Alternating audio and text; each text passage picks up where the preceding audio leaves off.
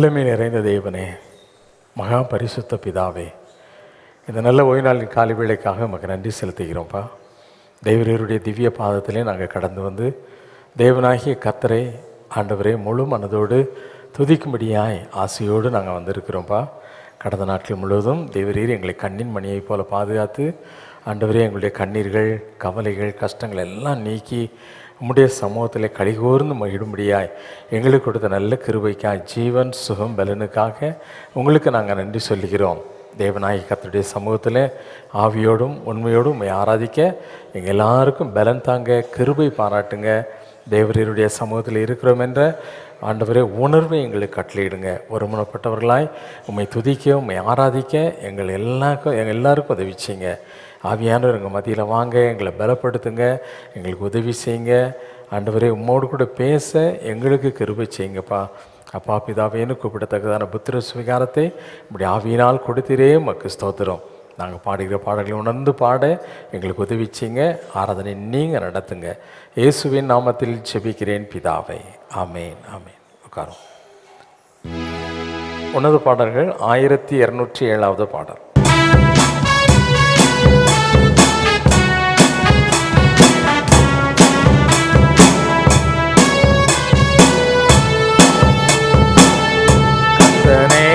M துணையானே நித்தமும் M நிழலானே, கர்த்தனே M துணையானே. எத்தனை இடர் வந்து சேர்ந்தாலும் கர்த்தனே அடைக்கலமாயினான். எத்தனை இடர் வந்து சேர்ந்தாலும் கர்த்தனே அடைக்கலமாயினான். மனுமக்களில் இவர் போலுண்டோ, இவ்வுலகிலும் இவர் சிறந்தவர். கர்த்தனே எம் துணையானே, நித்தமும் எம் நிழலானே. கர்த்தனே எம் துணையானே. குற்றத்தாரும் காலத்தில் தொழிற்சிட்டார், நம்மினோரும் எதிராக வந்திட்டார். குற்றத்தாரும் காலத்தில் தொழிற்சிட்டார், நம்மினோரும் எதிராக வந்திட்டார். கொள்கை கோரியே பல தெரிந்திட்டார், ஐயா உம்மை போல் நான் எங்கும் கண்டதில்லை. கர்த்தனே எம் துணையானே, நித்தமும் எம் நிழலானே. கர்த்தனே எம் துணையானே.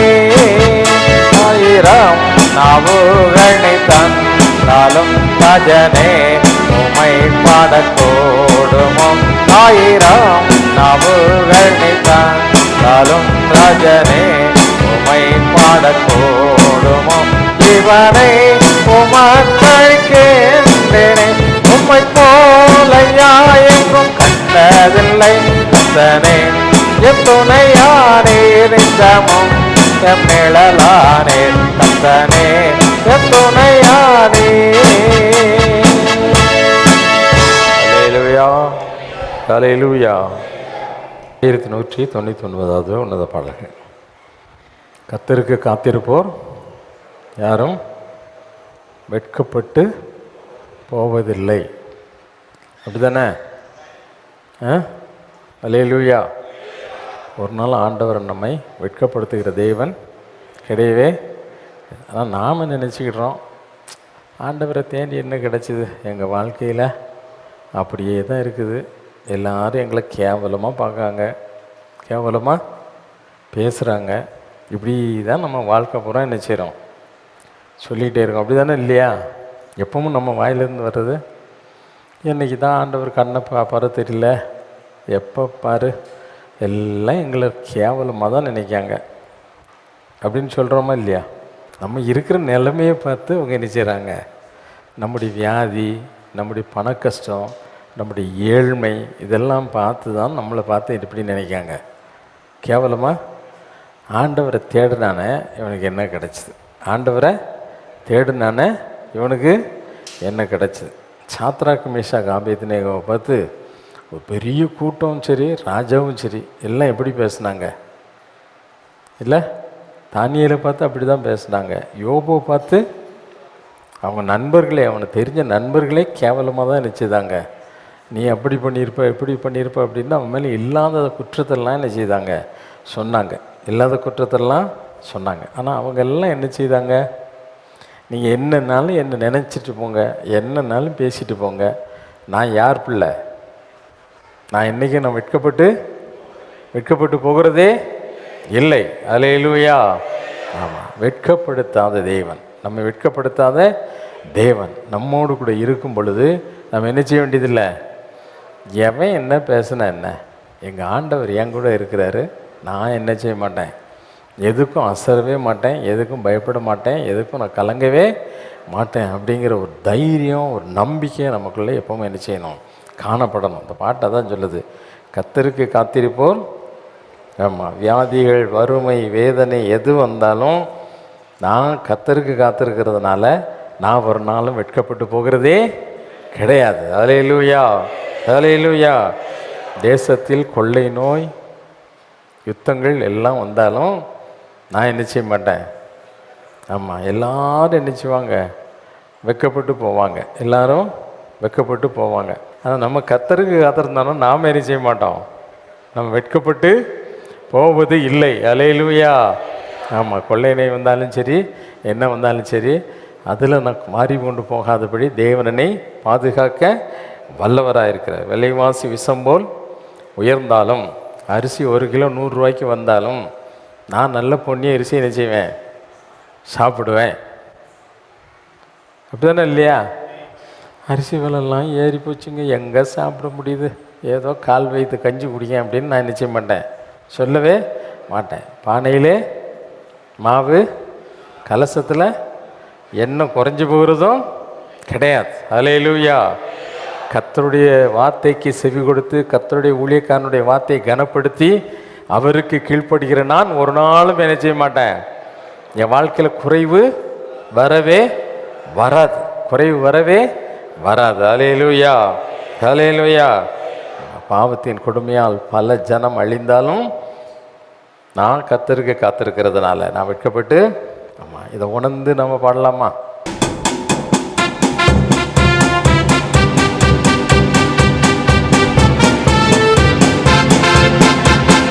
கர்த்தருக்கு காத்திருப்போம், யாரும் வெட்கப்பட்டு போவதில்லை. நாம் கர்த்தருக்கு காத்திருப்போம், யாரும் வெட்கப்பட்டு போவதில்லை. துன்பங்கள், தொல்லைகள், கஷ்டங்கள் வந்தாலும் கர்த்தருக்கு காத்திருப்போம், வெட்கப்பட்டு போவதில்லை. துன்பங்கள், தொல்லைகள், கஷ்டங்கள் வந்தாலும் கர்த்தருக்கு காத்திருப்போம், வெட்கப்பட்டு போவதில்லை. கர்த்தருக்கு காத்திருப்போம், யாரும் வெட்கப்பட்டு போவதில்லை. நாம் கர்த்தருக்கு காத்திருப்போம், யாரும் வெட்கப்பட்டு போவதில்லை. வியாதிகள், வறுமை, வேதனை வந்தாலும் கர்த்தருக்கு காத்திருப்போம், வெட்கப்பட்டு போவதில்லை. வியாதிகள், வறுமை, வேதனை வந்தாலும் கர்த்தருக்கு காத்திருப்போம், வெட்கப்பட்டு போவதில்லை. கர்த்தருக்கு காத்திருப்போம், யாரும் வெட்கப்பட்டு போவதில்லை. நாம் கர்த்தருக்கு காத்திருப்போம், யாரும் வெட்கப்பட்டு போவதில்லை. தேசத்தில் கொள்ளை நோய், யுத்தங்கள் வந்தாலும் கர்த்தருக்கு காத்திருப்போம், வெட்கப்பட்டு போவதில்லை. தேசத்தில் கொள்ளை நோய், யுத்தங்கள் வந்தாலும் கர்த்தருக்கு காத்திருப்போம், வெட்கப்பட்டு போவதில்லை. கர்த்தருக்கு காத்திருப்போம், யாரும் வெட்கப்பட்டு போவதில்லை. நாம் கர்த்தருக்கு காத்திருப்போம், யாரும் வெட்கப்பட்டு போவதில்லை. விலைவாசி விஷம் போல் உயர்ந்து போனாலும் கர்த்தருக்கு காத்திருப்போம், வெட்கப்பட்டு போவதில்லை. விலைவாசி விஷம் போல் உயர்ந்து போனாலும் கர்த்தருக்கு காத்திருப்போம், வெட்கப்பட்டு போவதில்லை. காத்திருப்போம், யாரும் வெட்கப்பட்டு போவதில்லை. நாம் கர்த்தருக்கு காத்திருப்போம், யாரும் வெட்கப்பட்டு போவதில்லை. பாவத்தின் கொடுமையால் பல ஜனம் அழிந்தால் கர்த்தருக்கு காத்திருப்போம், வெட்கப்பட்டு போவதில்லை. பாவத்தின் கொடுமையால் பல ஜனம் அழிந்தால் கர்த்தருக்கு காத்திருப்போம், வெட்கப்பட்டு போவதில்லை. நான் கர்த்தருக்கு காத்திருப்பதா என்றும் வெட்கப்பட்டு போவதில்லை. எல்லாம் சொல்லுமா, நான் கர்த்தருக்கு காத்திருப்பதா என்றும் வெட்கப்பட்டு போவதில்லை. நான் கர்த்தருக்கு காத்திருப்பதா என்றும் வெட்கப்பட்டு போவதில்லை. ஜாதிகள் வறுமை வேதனை வந்தாலும் கர்த்தருக்கு காத்திருப்பதால் வெட்கப்பட்டு போவதில்லை. ஜாதிகள் வறுமை வேதனை வந்தாலும் கர்த்தருக்கு காத்திருப்பதால் வெட்கப்பட்டு போவதில்லை. நான் கர்த்தருக்கு காத்திருப்பதா என்றும் வெட்கப்பட்டு போவதில்லை. எல்லாம் சொல்லுமா, கர்த்தருக்கு காத்திருப்பதா நான் வெட்கப்பட்டு போவதில்லை. நான் கர்த்தருக்கு காத்திருப்பதா என்றும் வெட்கப்பட்டு போவதில்லை. துன்பங்கள் தொல்லைகள் கஷ்டங்கள் வந்தாலும் கர்த்தருக்கு காத்திருப்பதால் வெட்கப்பட்டு போவதில்லை. துன்பங்கள் தொல்லைகள் கஷ்டங்கள் வந்தாலும் கர்த்தருக்கு காத்திருப்பதால் வெட்கப்பட்டு போவதில்லை.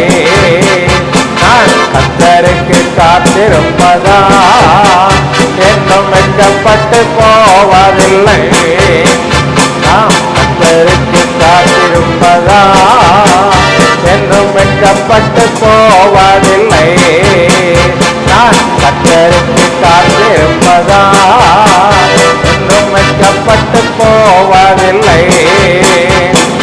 பாவத்தின் கொடுமையா பல ஜனம் அழிந்தால் கர்த்தருக்கு காத்திருப்போம், வெட்கப்பட்டு போவதில்லை.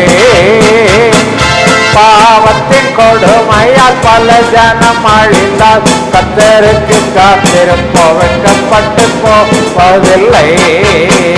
நாம் கர்த்தருக்கு காத்திருப்போம் என்றும் வெட்கப்பட்டு போவதில்லை.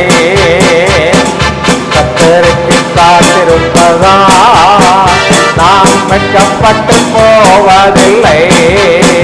நாம் கர்த்தருக்கு காத்திருப்பதா என்றும் வெட்கப்பட்டு போவதில்லை. நான் கர்த்தருக்கு காத்திருப்பதா என்றும் வெட்கப்பட்டு போவதில்லை. நான் கர்த்தருக்கு காத்திருப்பதா என்றும் வெட்கப்பட்டு போவதில்லை. ஹல்லேலூயா. எல்லா கண்களையும் மூடி ஆண்டவருடைய சமூகத்தில் சொல்லுவோமா, ஆண்டவரே நான் உமக்கு காத்திருக்கிறேன். தேவனாகிய கர்த்தர் எப்பொழுது வருவீர் என்று அவளோடு காத்திருக்கிறேன். இப்போ ஆண்டவரே உங்கள் சமூகத்தில் நான் காத்திருப்பேன் அப்படிங்கிற ஆசையோடு நான் இருக்கிறேன். ஒவ்வொரு நேரமும் உங்களுடைய சமூகத்துக்கு வரக்கூடிய நேரம் எனக்கு மிகுந்த இன்பமான நேரம். சொல்லுவோமா ஆண்டவரை பார்த்து, ஆண்டவரே உங்களுடைய சமூகம் தான் எனக்கு பேரானந்தம். மனிதர்களோடு நான் பழகும் பொழுது, மனிதர்களோடு பேசும் பொழுது, மனிதர்களோடு வாசம் பண்ணும் பொழுது வேதனை தான் என் வாழ்க்கையில் பெருகி கொண்டு இருக்கிறது. ஆனால் தேவனுடைய சமூகத்துக்கு நீ வந்து பாரு. அவருடைய சமூகத்துக்கு நீ வரும் பொழுது வாழ்க்கையில் ஆறுதல் பெருகும். உன்னுடைய கவலைகள் கண்ணீர்கள் எல்லாம் மாறி போகும். உன்னுடைய நஷ்டங்கள், உன்னுடைய வேதனைகள் எல்லாம் உன்னை விட்டு ஓடி போகும். தேவன் உனக்காக ஒரு உயர்வை வைத்திருக்கிறார். அநேகர் மத்தியிலும் உன்னுடைய தலையை உயர்த்தி அவர் மகிழ காத்திருக்கிறார். உனக்கு அது தெரியுமா? அப்பா பார்த்து சொல்ல, ஆண்டவரே நான் ஒரு நாள் வெட்கப்பட்டு போகிறதில்லப்பா, ஒரு நாள் நான் வெட்கப்பட்டு போகிறதில்ல. காரணம் தேவரீர் என்னோடு கூட இருக்கிறேன். நான் உமக்கு காத்திருக்கிறேன், உமக்கு காத்திருக்கிறேன். எப்பொழுதும் ஒவ்வொரு காரியத்திற்கும் என்னுடைய வாழ்க்கையின் ஒவ்வொரு ஆண்டவரே சம்பவங்களுக்கும் உங்கள் சமூகத்தில் உங்கள் பாதத்தில் காத்திருக்கிறேன். நீங்கள் என் வாழ்க்கையில் என்ன செய்ய போகிறீங்க, எப்படி செய்ய போகிறீங்க எதிர்பார்ப்போடு காத்திருக்கிற ஆண்டவரே. சொல்ல முடியுமா? ஆண்டவர் பார்த்து சொல்லுவோம், ஆண்டவரே என் வாழ்க்கையின் ஒவ்வொரு பகுதியும் உமக்கு ஒப்பு கொடுக்குறேன்ப்பா. உமக்கு காத்திருக்கக்கூடிய அனுபவத்தை எனக்கு தாங்க. உமக்கு காத்திருக்கக்கூடிய அனுபவத்தை தாங்க ஆண்டவரே. உமக்காக நான் காத்திருக்க எனக்கு உதவி செய்யுங்க. அவசரப்பட்டு எந்த ஒரு காரியத்தையும் செய்யக்கூடாது. வேதத்தில் எங்களுக்கு கற்றுக் கொடுத்துருக்கிறீங்க, என்னுடைய வேலை வரும் வரைக்கும் காத்திரு என்று சொல்லி, என்னுடைய வேலை வரும் வரைக்கும் காத்திரு என்று சொல்லி கர்த்தருடைய வேலைக்காக காத்திருப்போம். அவர் அற்புதம் செய்ய வேண்டுமா, அதற்கென்று ஒரு நேரம் உண்டு. வாழ்க்கையில் அவர் செயல்பட வேண்டுமா, அதற்கென்று ஒரு நேரம் உண்டு. உன் தலையை உயர்த்தி மகிழ வேண்டுமா, அதற்கென்று ஒரு நேரம் உண்டு. யோசேப்புக்கென்று குறிக்கப்பட்ட ஒரு நேரம் காணப்பட்டது. ஒவ்வொருவருக்கும் அற்புதத்தை செய்வதற்கு ஒரு நேரம் இருந்தது. ஹல்லேலூயா, ஹல்லேலூயா. லாசர்வை உயிரோடு எழுப்ப வேண்டுமா, அதற்கு ஒரு 4 நாட்கள் காத்திருக்க வேண்டியிருந்தது. ஒவ்வொன்றுக்கும் ஒவ்வொரு நேரம் இருக்குது. உனக்கு அற்புதத்தை செய்கிற தேவன் அவர். சோர்ந்து போகாத, சோர்ந்து போகாத, துவண்டு போகாத, மனம் சலித்து போகாத. ஆண்டவரே என் வாழ்க்கையில் ஏன் இப்படி நடக்குது, ஏன் எனக்கு இந்த காரியத்தில் வெற்றி இல்லை, ஏன் என்னுடைய வியாதி மாறலை, ஏன் என்னுடைய பண கஷ்டத்தில் எனக்கு விடுதலை இல்லை. குறுக்கு வழியை தேடாத, குறுக்கு வழியை தேடாத. யோசேப்பு குறுக்கு வழியில் போன பொழுது, ஒரு மனுஷனை நம்பின பொழுது மறுபடியும் 2 ஆண்டுகள் அவன் சிறைச்சாலையில் இருக்க வேண்டிய ஒரு சூழ்நிலை ஏற்பட்டது. ஆனால் நீ கர்த்தருக்கு உன்னை ஒப்பு கொடுப்பாயானால், அவருடைய வேலைக்கு காத்திருப்பாயானால், ஏற்ற நேரத்தில் கர்த்தர் உன்னை உயர்த்த வல்லமையாக இருக்கிறார். ஆண்டவர் சொன்னார், ஏற்ற காலத்தில் அவர் உன்னை உயர்த்தும்படி உன்னுடைய பலத்த கரத்திற்குள்ள அடங்கியிரு என்று சொன்னார். ஆட்டம் போடாத, உன்னுடைய சுய புத்தியின் மேல் சாராத, ஆண்டவர் மேல நம்பிக்கையாயிரு. ஆண்டவரை உமக்கு காத்திருக்கிறேன், உமக்கு காத்திருக்கிறேன்னு சொல்லு.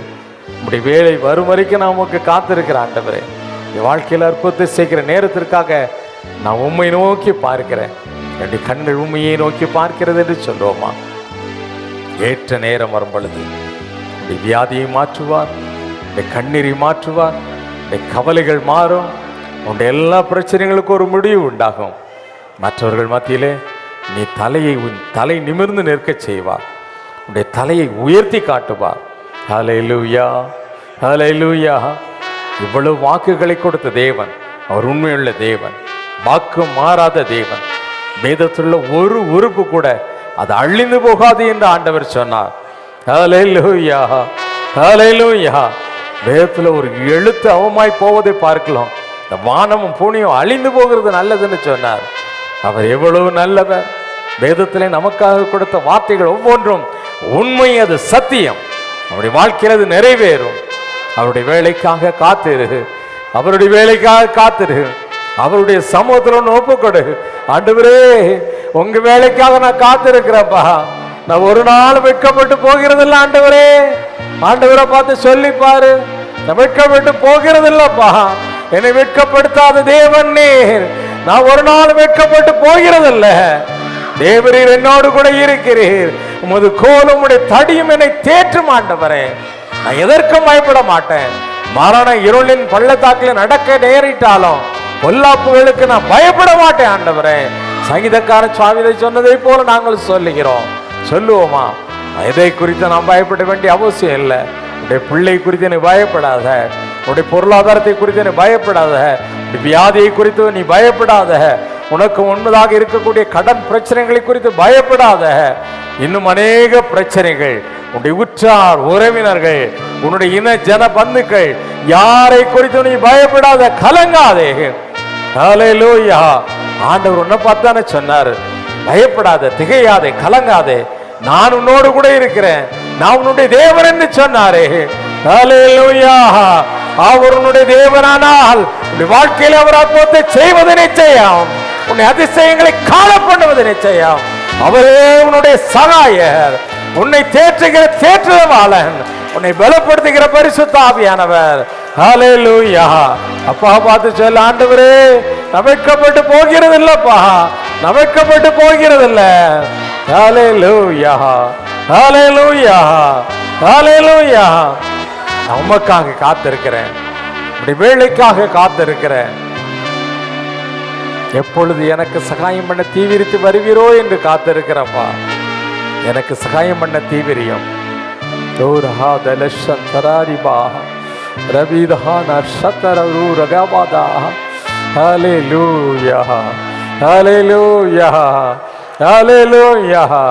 ஆண்டவரே, உம்முடைய பிள்ளைகள் சகாயராகி உம்மை தேடி வந்திருக்கிறாங்கப்பா. கண்ணோக்கி பாருங்க ஆண்டவரே. ஒவ்வொருடைய கண்ணீரையும் துடைப்பீராக, பலவீனங்களை மாற்றுவீராக, ஒரு புதிய பலனை கொடுப்பீராக, ஒரு புதிய நம்பிக்கை உண்டாகட்டும் ஆண்டவரே. உள்ளத்திலே ஒரு புதிய பலன் உண்டாகட்டும், பலத்தினாலே ஒரு புதிய நம்பிக்கை உண்டாகட்டும். எந்த சத்துருவும் என்னை மேற்கொள்ள முடியாது என்று சொல்லி அவர்கள் நம்பக்கூடிய நம்பிக்கை உண்டாகட்டும் ஆண்டவரே. சத்துருவை ஜெயிக்க, சத்துருக்கு எதிர்த்து நிற்க, சத்துருவை விரட்ட ஒவ்வொருவருக்கும் பலன் தருவீராக. ஹல்லேலூயா. வானத்தை பூமி உண்டாக்கின எங்கள் பரமபிதாமாகிய நீர் பொய் சொல்ல ஒரு மனிதன் அல்ல ஆண்டவரே. மனம் மாற ஒரு மனுஷன் கிடையாதுப்பா. நாசியில சுவாசமுள்ள மனுஷனை நம்புகிறோம், ஆனால் வானத்தை பூமி உண்டாக்கி தாயின் கருவிலை உருவாகும் என்பதாக பெயர் சொல்லி அழைத்த உம்மை நம்புவதற்கு அநேக நேரத்தில் சந்தேகப்படுறோம்ப்பா. சந்தேகமே படக்கூடாதுப்பா. முழு மனதாயுமை நம்புகிறோம், முழு மனதாயுமை நம்புகிறோம். ஓ S, we believe you Lord. உம்மையே நாங்கள் நம்புகிறோம், உம்மையே நாங்கள் நம்புகிறோம். ஹல்லேலூயா, ஹல்லேலூயா, ஹல்லேலூயா, ஹல்லேலூயா. ஆராதிக்கப்படுகிறவரே, ஆராதனைக்குரியவரே, மகா பரிசுத்தரே, உன்னதமானவரே, மகிமை நிறைந்த கர்த்தரே, உம்மை நாங்கள் ஆராதிக்கிறோம், உம்மை நாங்கள் போற்றுகிறோம், உம்மை நாங்கள் வாழ்த்துகிறோம். நாங்கள் உம்மை ஆராதிக்க ஆராதிக்க, நாங்கள் ஆர்ப்பரிக்க ஆர்ப்பரிக்க, எங்களுக்கு உறவுமாய் இருக்கக்கூடிய எல்லா எரிகோ கோட்டைகளும் உடைந்து போகும் என்பது எங்களுக்கு தெரியும். ஹல்லேலூயா. நீர் அற்புதங்களை செய்கிற தேவன், அதிசயங்களை காண பண்ணுகிற தேவன், சர்வ வல்லமை உள்ளவரே, உம்மை நாங்கள் ஸ்தோத்திரிக்கிறோம். பராபரனே, பரமராஜாவே, சர்வத்துக்கும் வல்ல பிதாவாகிய தேவனே, அதிசயமானவரே, ஆலோசனை கர்த்தரே, உம்மை நாங்கள் ஸ்தோத்திரிக்கிறோம். இயேசு என்ற உன்னத நாமமுடையவரே, உம்மை நாங்கள் ஸ்தோத்திரிக்கிறோம். மகா பிரதான ஆசாரியரே, பிதாவின் வலது பார்சத்தில் வீட்டிலிருந்து எங்களுக்காக பரிந்து பேசுகிற, மீண்டும் வரப்போகிற நியாயாதிபதியாகிய இயேசுப்பா, உம்மை நாங்கள் ஸ்தோத்திரிக்கிறோம், உம்மை நாங்கள் வாழ்த்துகிறோம், உம்மை நாங்கள் போற்றுகிறோம், உம்மை நாங்கள் புகழுகிறோம், உம்மை நாங்கள் மகிமைப்படுத்துகிறோம், உம்மை நாங்கள் உயர்த்துகிறோம் ஆண்டவரே. உமக்கு நாங்கள் மகிமை செலுத்துகிறோம். ஹல்லேலூயா, ஹல்லேலூயா. மகிமை நிறைந்தவர் நீர் ஆண்டவரே. அண்ட சராசரங்களை உருவாக்கின அநாதி தேவனும் நீங்க தான்ப்பா. இன்றைக்கு வரைக்கும் அகிலத்தையும் ஆளுகை செய்கிற எங்கள் பராபரனே, உம்மை நாங்கள் ஸ்தோத்திரிக்கிறோம், உம்மை நாங்கள் மகிமைப்படுத்துகிறோம். உம்முடைய மகிமைக்கு ஒப்பான மகிமை வேற எங்கேயும் கிடையாது ஆண்டவரே. சர்வ பூமியின் மகிமை நீர் ஆண்டவரே. ஹல்லேலூயா, ஹல்லேலூயா, ஹல்லேலூயா. பூமியில் உள்ள ஒவ்வொன்றும் உம்முடைய மகிமை பிரதாபத்தை வெளிப்படுத்திக் கொண்டே இருக்கிறது. அதற்காக உம்மை மகிமைப்படுத்துகிறோம், உம்மை நாங்கள் ஸ்தோத்திரிக்கிறோம், உம்மை நாங்கள் ஆராதிக்கிறோம், உமக்கு நாங்கள் மகிமை செலுத்துகிறோம். கேருபீன்களும் சேராபீன்களும் ஓயாமல் புகழ்ந்து போற்றுகிற எங்கள் பரிசுத்தரே, உம்மை நாங்கள் ஆர்ப்பரிக்கிறோம், உம்மை நாங்கள் ஆராதிக்கிறோம், உம்மை நாங்கள் மகிமைப்படுத்துகிறோம், உமக்கு நாங்கள் மகிமை செலுத்துகிறோம். ஹல்லேலூயா, ஹல்லேலூயா, ஹல்லேலூயா, ஹல்லேலூயா. We praise you, Holy Lord. We praise you, Master. Jagaraha darasharaba, Niraha dala shandarani magala, Habudara shantaroriha madala sakaba, Hadurara handara sada ramaha dala sadaraba. Hallelujah, hallelujah, hallelujah. We praise you, Lord. உம்மை நாங்கள் ஆராதிக்கிறோம், உம்மை நாங்கள் உயர்த்துகிறோம், உம்மை நாங்கள் போற்றுகிறோம். உம்மை நாங்கள் புகழுகிறோம். சர்வ மகிமைக்கு பாத்திரமானவர் நீர் ஒருவரே. ஒருவரும் கிட்டிச் சேர முடியாத ஒளியில் வாசம் அணுகிற மகிமை நிறைந்த கர்த்தர் நீர் ஒருவரே. ஹல்லேலூயா, ஹல்லேலூயா, ஹல்லேலூயா. உம்மை நாங்கள் போற்றி புகழ்கிறோம். உம்மை நாங்கள் வாழ்த்தி வணங்குகிறோம். உம்மை நாங்கள் ஸ்தோத்தரிக்கிறோம். Hallelujah, Jesus, we praise you, Lord.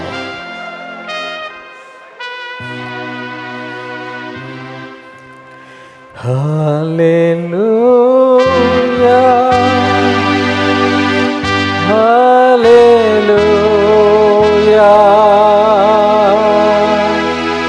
Hallelujah,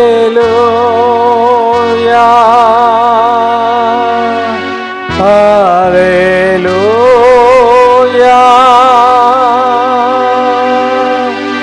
Hallelujah,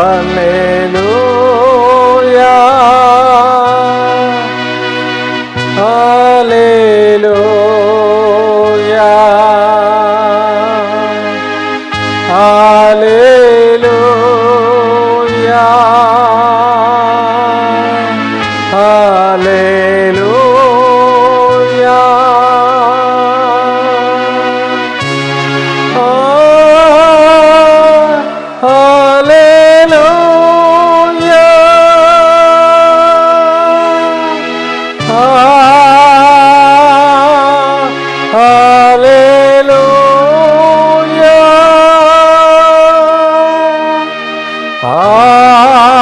Hallelujah,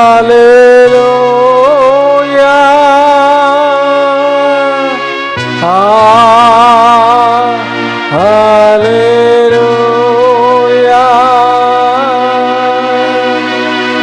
மகிமை தேவனே, மகிமை தேவனே, வல்ல தேவனே, நல்ல தேவனே, மகிமை தேவனே, மகிமை தேவனே, வல்ல தேவனே, நல்ல தேவனே,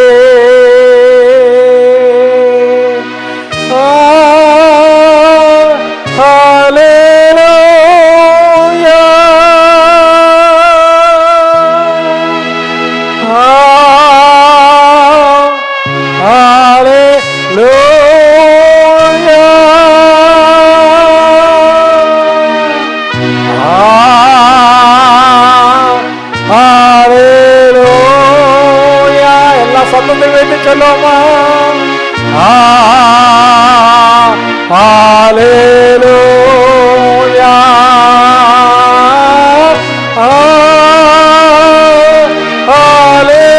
hallelujah, we praise you, Lord. Hallelujah, we exalt you, Lord. ஹல்லேலூயா, உம்மை உயர்த்துகிறோம். ஹல்லேலூயா.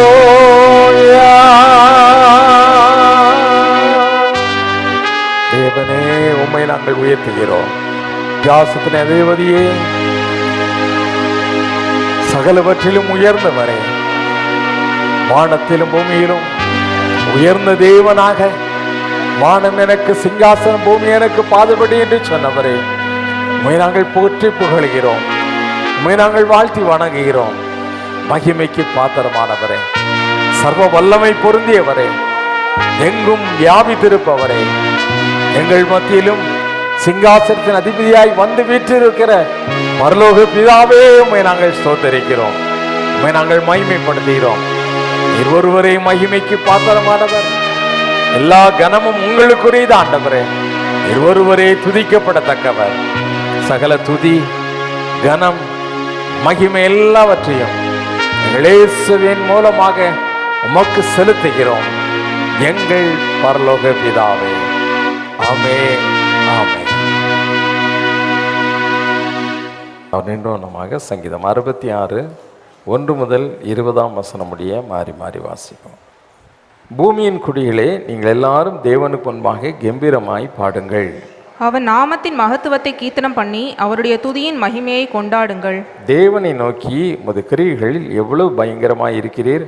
உமது மகத்துவமான வல்லமை நிமித்தம் உம்முடைய சத்துருக்கள் உமக்கு இச்சகம் பேசி அடங்குவார்கள்.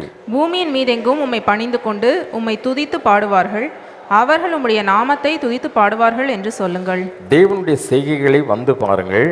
அவர் மனுபுத்திரரிடத்தில் நடப்பிக்கும் கிரியைகளில் பயங்கரமானவர். கடலை உலர்ந்த தரையாக மாற்றினார். ஆற்றை கால்நடையாய் கடந்தார்கள். அங்கே அவரில் களி கூர்ந்தோம். அவர் தம்முடைய வல்லமையினால் என்றென்றைக்கும் அரசாளுகிறார். அவருடைய கண்கள் ஜாதிகள் மேல் நோக்கமாய் இருக்கிறது. துரோகிகள் தங்களை உயர்த்தாதிருப்பார்களாக. ஜனங்களே, நம்முடைய தேவனை ஸ்தோத்தரித்து அவரை துதிக்கும் சத்தத்தை கேட்க பண்ணுங்கள். அவர் நம்முடைய கால்களை தள்ளாட விட்டாமல் நம்முடைய ஆத்மாவை உயிரோடையே வைக்கிறார். தேவனே, எங்களை சோதித்தீர். வெள்ளியை புடமிடுகிறது போல எங்களை புடமிட்டீர். எங்களை வலையில் அகப்படுத்தி எங்கள் இடுப்புகளின் மேல் வருத்தமான பாரத்தை ஏற்றினீர். மனுஷரை எங்கள் தலையின் மேல் ஏறி போக பண்ணினீர். தீயையும் தண்ணீரையும் கடந்து வந்தோம். செழிப்பான இடத்தில் எங்களை கொண்டு வந்து விட்டீர். சர்வாங்க தகன பலிகளோடே உமது ஆலயத்திற்குள் பிரவேசிப்பேன். என் இக்கட்டில் நான் என் உதடுகளை திறந்து என் வாயினால் சொல்லிய என் பொருத்தனைகளை உமக்கு செலுத்துவேன். ஆட்டுக்கடாக்களின் நினப்புகையுடனே கொழுமையானவைகளை உமக்கு தகன பலியாக இடுவேன். காளைகளையும் செம்மறியாட்டு கடாக்களையும் உமக்கு பலியிடுவேன். தேவனுக்கு பயந்தவர்களே, நீங்கள் எல்லாரும் வந்து கேளுங்கள். அவர் என் ஆத்மாவுக்கு செய்ததை சொல்லுவேன். அவரை நோக்கி என் வாயினால் கூப்பிட்டேன். என் நாவினால் அவர் புகழப்பட்டார். என் இருதயத்தில் அக்கிரம சிந்தை கொண்டிருந்தேன், ஆனால் ஆண்டவர் எனக்கு செவிகொடார். மெய்யாய் தேவன் எனக்கு செவி கொடுத்தார். என் ஜெபத்தின் சத்தத்தை கேட்டார். என் ஜெபத்தை தள்ளாமலும் தமது கிருபையை என்னை விட்டு விலக்காமலும் இருந்த தேவனுக்கு ஸ்தோத்திரம் உண்டாவதாக. பிதாவுக்கும் குமாரனுக்கும் பரிசுத்தாவிக்கும் உண்டாவதாக. ஆமென். அவர் முழங்கால் படிட்டு கர்த்தருடைய ஜெபத்தை சொல்லுவோம். பரமண்டலங்களில் இருக்கிற எங்கள் பிதாவே, உம்முடைய நாமம் பரிசுத்தப்படுவதாக. ராஜ்யம் வருவதாக. உம்முடைய சித்தம் பரமண்டலத்திலே செய்யப்படுவது போல பூமியிலேயும் செய்யப்படுவதாக. அன்றன்று உள்ள எங்கள் அப்பத்தை எங்களுக்கு இன்று தாரும். எங்களுக்கு விரோதமாய் குற்றம் செய்கிறவர்களுக்கு நாங்கள் மன்னிக்கிறது போல எங்கள் குற்றங்களை எங்களுக்கு மன்னியும். எங்களை சோதனைக்குள் பிரவேசிக்க பண்ணாமல் தீமை நின்று எங்களை ரட்சித்துக் கொள்ளும். ராஜ்யமும் வல்லமையும் மகிமையும் என்னென்றைக்கும் உடையவைகளே. ஆமென். அப்போஸ்தலர் விசுவாச அறிக்கை செய்வோம். வானத்தையும் பூமியையும் படைத்த சர்வ வல்லமையுள்ள பிதாவாகி தேவனை விசுவாசிக்கிறேன். உடைய ஒரே பேரான குமாரனாகிய நம்முடைய நாதர் இயேசு கிறிஸ்துவையும் விசுவாசிக்கிறேன். அவர் பரிசுத்த ஆவியினாலே கன்னி மரியாளிடத்தில் உற்பவித்து பிறந்தார். பொந்திய பிலாத்துவின் காலத்தில் பாடுபட்டு சிலுவையில் அறையுண்டு மரித்து அடக்கம் பண்ணப்பட்டு பாதாளத்தில் இறங்கினார். 3ஆம் நாள் மரித்தோரிடத்திலிருந்து எழுந்துரையினார். பரமண்டலத்துக்கேறி சர்வ வல்லமையுள்ள பிதாவாகி தன்னுடைய வலது மாசத்திலே வீற்றிருக்கிறார். அவ்விடத்திலிருந்து உயிருள்ளோரையும் மரித்தோரும் நியாயந்தீர்க்க வருவார். பரிசுத்த ஆவியும் விசுவாசிக்கிறேன். பொதுவாயிருக்கிற பரிசுத்த சபையும் பரிசுத்த வான்களுடைய ஐக்கியமும் பாவம் மன்னிப்பும் சரீர உயிர்த்தெழுதலும் நித்திய ஜீவனும் உண்டு விசுவாசிக்கிறேன். ஆமென். உட்காரோம். வேதத்திலிருந்து ஒரு பகுதியை வாசிக்கிட்டோம். வாசிக்கும்படியாக குறிக்கப்பட்ட வேத பகுதி என்னாகமத்தின் புஸ்தகம் 20ஆம் அதிகாரம் 1 முதல் 13ஆம் வசனம் உடைய டைட்டில்ஸை வாசிக்கும்படியாக குறிக்கப்பட்ட வேத பகுதி என்னாகமம் 20ஆம் அதிகாரம் 1 முதல் 13ஆம் வசனம் வரை. என்னாகமம் 20ஆம் அதிகாரம் 1 முதல் 13 வரை. இஸ்ரவேல் புத்திரரின் சபையார் எல்லாரும் 1ஆம் மாதத்தில் சீன் வனாந்திரத்திலே சேர்ந்து ஜனங்கள் காதேசிலே தங்கி இருக்கையில் மிரியாம் மரணம் அடைந்து அங்கே அடக்கம் பண்ணப்பட்டாள். ஜனங்களுக்கு தண்ணீர் இல்லாதிருந்தது. அப்பொழுது அவர்கள் மோசேக்கும் ஆரோனுக்கும் விரோதமாக கூட்டம் கூடினார்கள். ஜனங்கள் மோசேயோட வாக்குவாதம் பண்ணி, எங்கள் சகோதரர் கர்த்தருடைய சந்நிதியில் மாண்டபோது நாங்களும் மாண்டு போயிருந்தால் நலமாயிருக்கும். நாங்களும் எங்கள் மிருகங்களும் இங்கே சாகும்படி நீங்கள் கர்த்தரின் சபையை இந்த வனாந்திரத்திலே கொண்டு வந்தது என்ன? விதைப்பும் அத்திமரமும் திராட்சை செடியும் மாதளஞ்செடியும் குடிக்க தண்ணீரும் இல்லாத இந்த கெட்ட இடத்தில் எங்களை கொண்டு வரும்படி நீங்கள் எங்களை எகிப்திலிருந்து புறப்பட பண்ணினது என்ன என்றார்கள். அப்பொழுது மோசேயும் ஆரோனும் சபையாரை விட்டு ஆசரிப்பு கூடார வாசலில் போய் முகங்குப்புற விழுந்தார்கள். கர்த்தருடைய மகிமை அவர்களுக்கு காணப்பட்டது. கர்த்தர் மோசேயை நோக்கி, நீ கோலை எடுத்துக்கொண்டு நீயும் உன் சகோதரனாகிய ஆரோனும் சபையாரை கூடிவரச் செய்து அவர்கள் கண்களுக்கு முன்னே கண்மலையை பார்த்து பேசுங்கள். அப்பொழுது அது தன்னிடத்தில் உள்ள தண்ணீரை கொடுக்கும். இப்படி நீ அவர்களுக்கு கன்மலையிலிருந்து தண்ணீர் புறப்பட பண்ணி சபையாருக்கும் அவர்கள் மிருகங்களுக்கும் குடிக்க கொடுப்பாய் என்றார். அப்பொழுது மோசே தனக்கு கர்த்தர் கட்டளையிட்டபடியே கர்த்தருடைய சந்நிதியில் இருந்த கோலை எடுத்தான். மோசேயும் ஆரோனும் சபையாரை கன்மலைக்கு முன்பாக கூடிவரச் செய்தார்கள். அப்பொழுது மோசே அவர்களை நோக்கி, கலகக்காரரை கேளுங்கள், உங்களுக்கு இந்த கன்மலையிலிருந்து நாங்கள் தண்ணீர் புறப்பட பண்ணுவோமோ என்று சொல்லி தன் கையை ஓங்கி கன்மலையை தன் கோலினாலே 2 தரம் அடித்தான். உடனே தண்ணீர் ஏராளமாய் புறப்பட்டது. சபையார் குடித்தார்கள், அவர்கள் மிருகங்களும் குடித்தது. பின்பு கர்த்தர் மோசேயையும் ஆரோனையும் நோக்கி, இஸ்ரவேல் புத்திரரின் கண்களுக்கு முன்பாக என்னை பரிசுத்தம் பண்ணும்படி நீங்கள் என்னை விசுவாசியாமற் போனபடியினால் இந்த சபையாருக்கு நான் கொடுத்த தேசத்துக்குள் நீங்கள் அவர்களை கொண்டு போவதில்லை என்றார். இங்கே இஸ்ரவேல் புத்திரர் கர்த்தருடைய வாக்குவாதம் பண்ணினதினாலும் அவர்களுக்குள்ளே அவருடைய பரிசுத்தம் விளங்கினதினாலும் அது மேரிபாவின் தண்ணீர் எண்ணப்பட்டது. வாசிக்கும்படியாக குறிக்கப்பட்ட வேத பகுதி வாசித்தாயிற்று. பாடல்கள் 1216 பாடல்.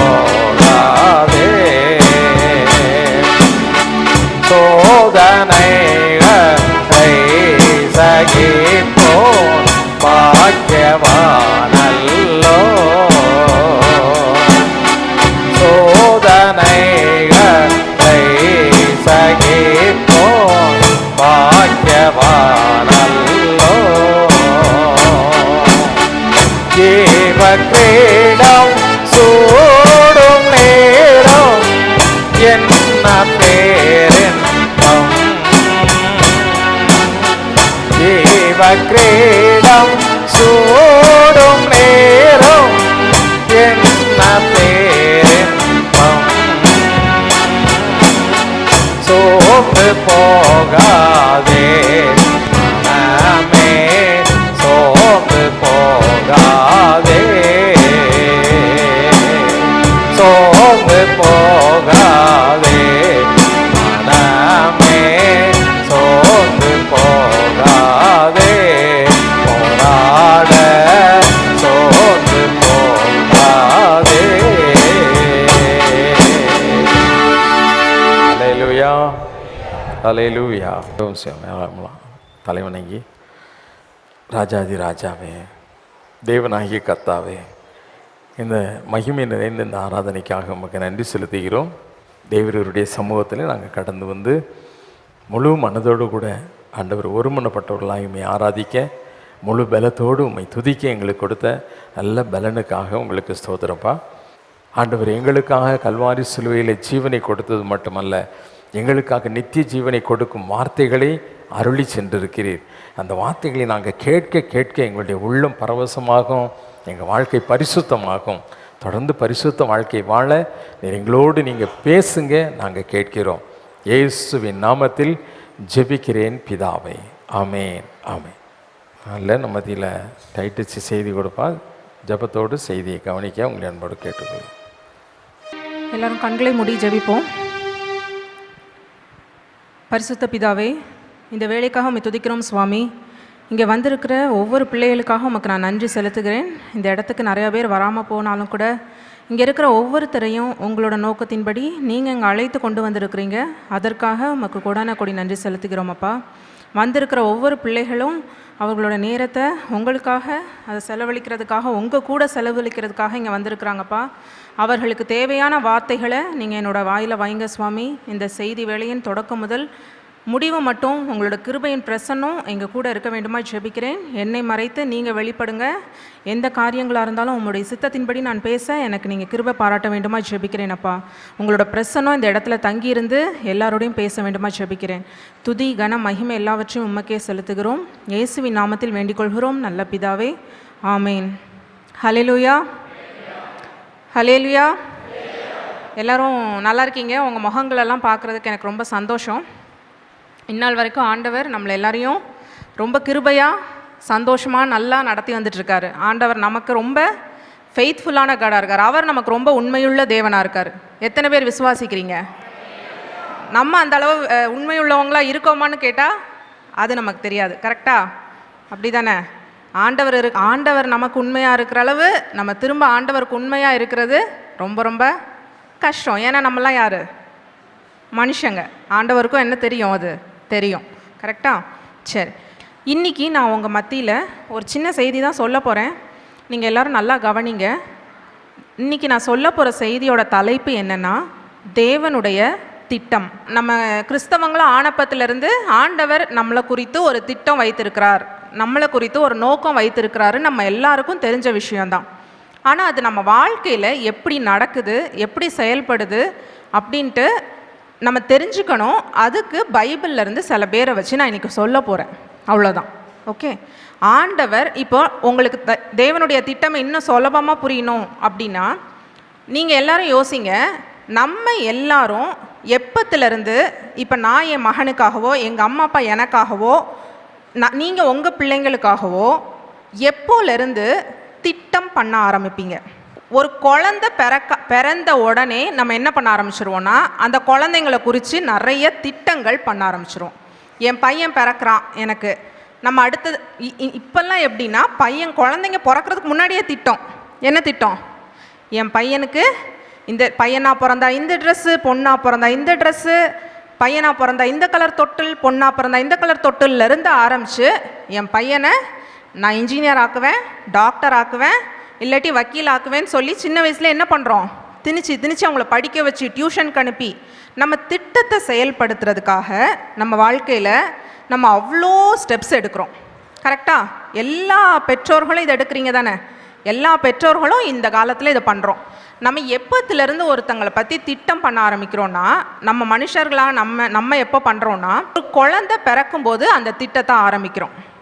ஆனால் இங்கே நம்ம யோசிக்க வேண்டிய ஒரு விஷயம் என்னென்னா, நம்ம பண்ணுற திட்டம் நம்ம குழந்தைகளுக்காக இல்லை எனக்காக நமக்காக நம்ம பெற்றோர்கள் பண்ண திட்டத்தில் எவ்வளோ திட்டம் நிறைவேறியிருக்கும். நம்ம பண்ணுற திட்டங்களில் நம்ம 1000 திட்டம் நம்ம வைக்கிறோம், ஆனாலும் எல்லாமே நிறைவேறுதான்னு கேட்டால் நிறைவேறது இல்லை. ஏன்னா அந்த திட்டங்களை செயல்படுத்துறது, நம்ம என்ன தான் என் பையனை பற்றி நான் டாக்டர் ஆகணும்னு நினச்சாலும் சயின்ஸில் முட்டையாக மார்க் வாங்கினா அவன் என்னவாக மாட்டான்? டாக்டராக மாட்டான். நான் சொல்கிறது எல்லாருக்கும் புரியுதில்ல? அவன் டாக்டர் ஆகணும்னா கட்டாயம் எதில் நிறையா மார்க் வாங்கணும்? சயின்ஸ், அறிவியலில் நிறையா மார்க் வாங்கணும், உயிரியலில். அதில் அவன் மார்க்கே வாங்காத ஒரு பையனாக இருந்தால் நான் என்ன தான் திட்டம் வச்சாலும் அந்த திட்டம் என்ன தான் ஆக போகுது? ஃபெயிலியர் தான் ஆக போகுது. இப்போது இந்த மாதிரி நீங்கள் உங்களுக்கு புரிகிறதுக்காக சொல்கிறேன், அப்படி நீங்கள் திட்டம் வைத்திருந்தாலும் அதை செயல்படுத்த வேண்டியதோ, அதை எக்ஸிக்யூட்டுன்னு ஒரு சொல்கிறோம்ல, அந்த செயல்படுத்தி கொண்டு போகிறது, அதை செய்கிற பொறுப்பு யார் கையில் இருக்குதுன்னு பார்த்தீங்கன்னா, அந்த பர்சன், அந்த ரெஸ்பெக்டிவ், அந்த ஆள் யாருக்கு மேலே நீங்கள் ஒரு திட்டம் வச்சுருக்கீங்களோ அந்த ஆள் செயல்படுத்துறதுக்கு அவங்கள என்ன பண்ணணும்? விட்டு கொடுக்கணும். அவங்க அதுக்கு உழைக்கணும், அவங்க அதுக்கு ஒரு வேலையை செய்யணும். இதே மாதிரி தான் ஆண்டவரும் நம்ம எல்லாரை பற்றியும், இங்கே இருக்கிற ஒவ்வொருத்தங்களை பற்றியும் ஒரு திட்டம் வைத்திருக்கிறார். God has plan for everyone. இங்கே இருக்கிற எல்லாரை பற்றியும் ஆண்டவருக்கு ஒரு திட்டம் இருக்குது. ஆனால் அந்த திட்டம் எப்போலேருந்து இருக்குது தெரியுமா? நம்மெல்லாம் நம்மளுக்கெல்லாம் எப்போ நான் சொன்னேன், நம்ம குழந்தைங்களுக்கோ நம்ம அம்மா அப்பா நமக்கோ எப்போ திட்டம் ஆரம்பிச்சிருப்பாங்க? வயத்தில் குழந்தை உண்டாகும் போது ஆரம்பிச்சிருப்பாங்கன்னு சொல்கிறோம். ஆனால் ஆண்டவர் எப்போ திட்டம் பண்ணியிருக்காருன்னா, தாயின் கருவில் உருவாகிறதுக்கு முன்னாடியே ஆண்டவர் நம்மளை பற்றி திட்டம் பண்ணிடுறாராம். அப்போ அவருக்கு நீங்கள் நல்லா யோசிச்சு பாருங்கள், என்னால் என்னோட பையனோட வாழ்க்கையை மேக்ஸிமம் எவ்வளோ நாளைக்கு யோசிக்க முடியுது? மேக்ஸிமம் எவ்வளோ நாளுங்க யோசிப்பேன்? அவனுக்கு கல்யாணம் ஆகிற வரைக்கும் தானே யோசிக்க முடியும். அவன் கல்யாணம் ஆனதுக்கப்புறம் என்ன குழந்தை பிறக்கும்னு என்னால் யோசிக்க முடியுமா? அதுவே ரொம்ப ஜாஸ்தி. கல்யாணமே அடுத்த மாதம் அவன் மேத்ஸில் முட்டை வாங்குவானா 100 வாங்குவானான்னு எனக்கு தெரியாது. அப்போ நான் என்னோட பையனோட லைஃப்பை 1 மாதத்துக்கே திட்டம் பண்ண முடியாமல் திணற இந்த டைமில் ஆண்டவரால் ஒரே ஒரு விசேஷத்தை இது ஆண்டவருக்கு இருக்குது. நம்ம எல்லாரும் ஆண்டவரோட பிள்ளைகள் அப்படிங்கிறதுனால அவர் நம்மளை குறித்து எப்படி திட்டம் செய்ய முடியும்னா, நீங்கள் தாயின் கருவில், நம்ம எல்லாரும் நம்மளோட தாயின் கருவில் உருவாகும் போதே இவங்க இப்படி தான் இருக்கணும், இதை தான் செய்யணும், இவங்க இங்கே தான் இருப்பாங்க அப்படின்ட்டு ஒரு திட்டம் ஆண்டவர் பண்ணுறாரு. அவரால் என்ன பார்க்க முடியும்னா, இன்னைக்கு இங்கே ஆரம்பிக்கிறத நான் எனக்கு ஒரு கண்டிப்பாக ஒரு நாள் மரணம் வரும் இல்லையா? மரணம் வரைக்கும் அவரால் பார்க்க முடியும். அதை யாரெல்லாம் விசுவாசிக்கிறீங்க? என்னால் எல்லாமே பார்க்க முடியும்னா கண்டிப்பாக நான் எங்கேயோ வரப்போகிற ஆபத்துக்கு இங்கேயே என்ன பண்ணிடுவேன்? முட்டுக்கள் வைக்க ஆரம்பிச்சிருவோம்.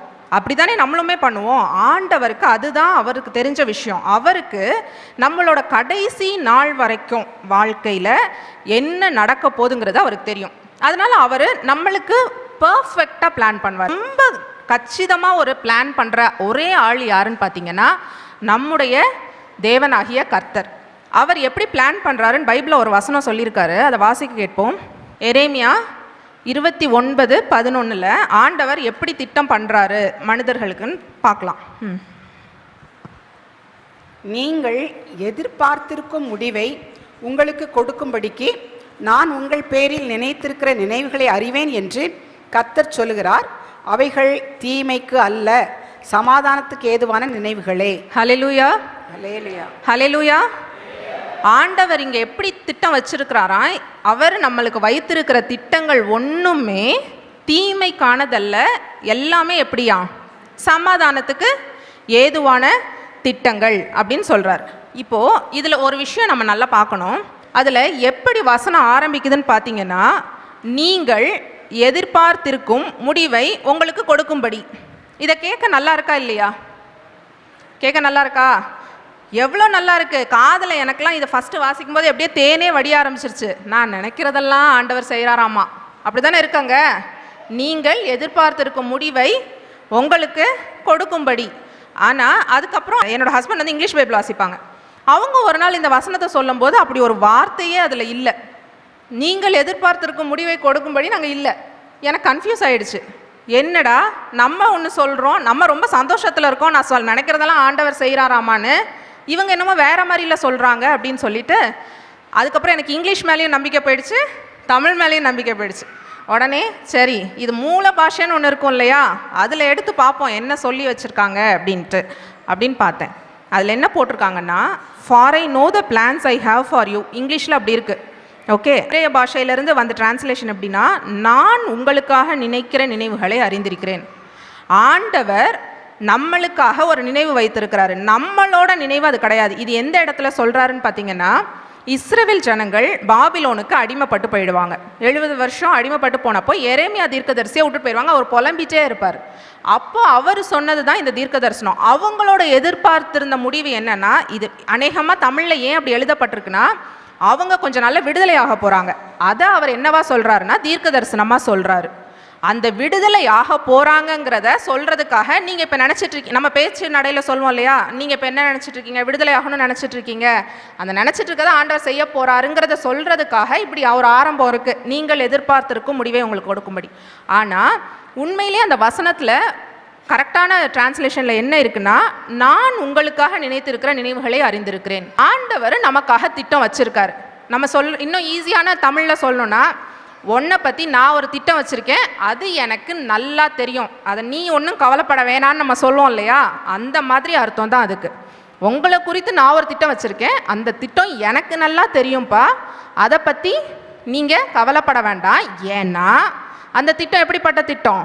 தீமைக்கான திட்டம் அல்ல, சமாதானத்துக்கு ஏதுவான திட்டம்.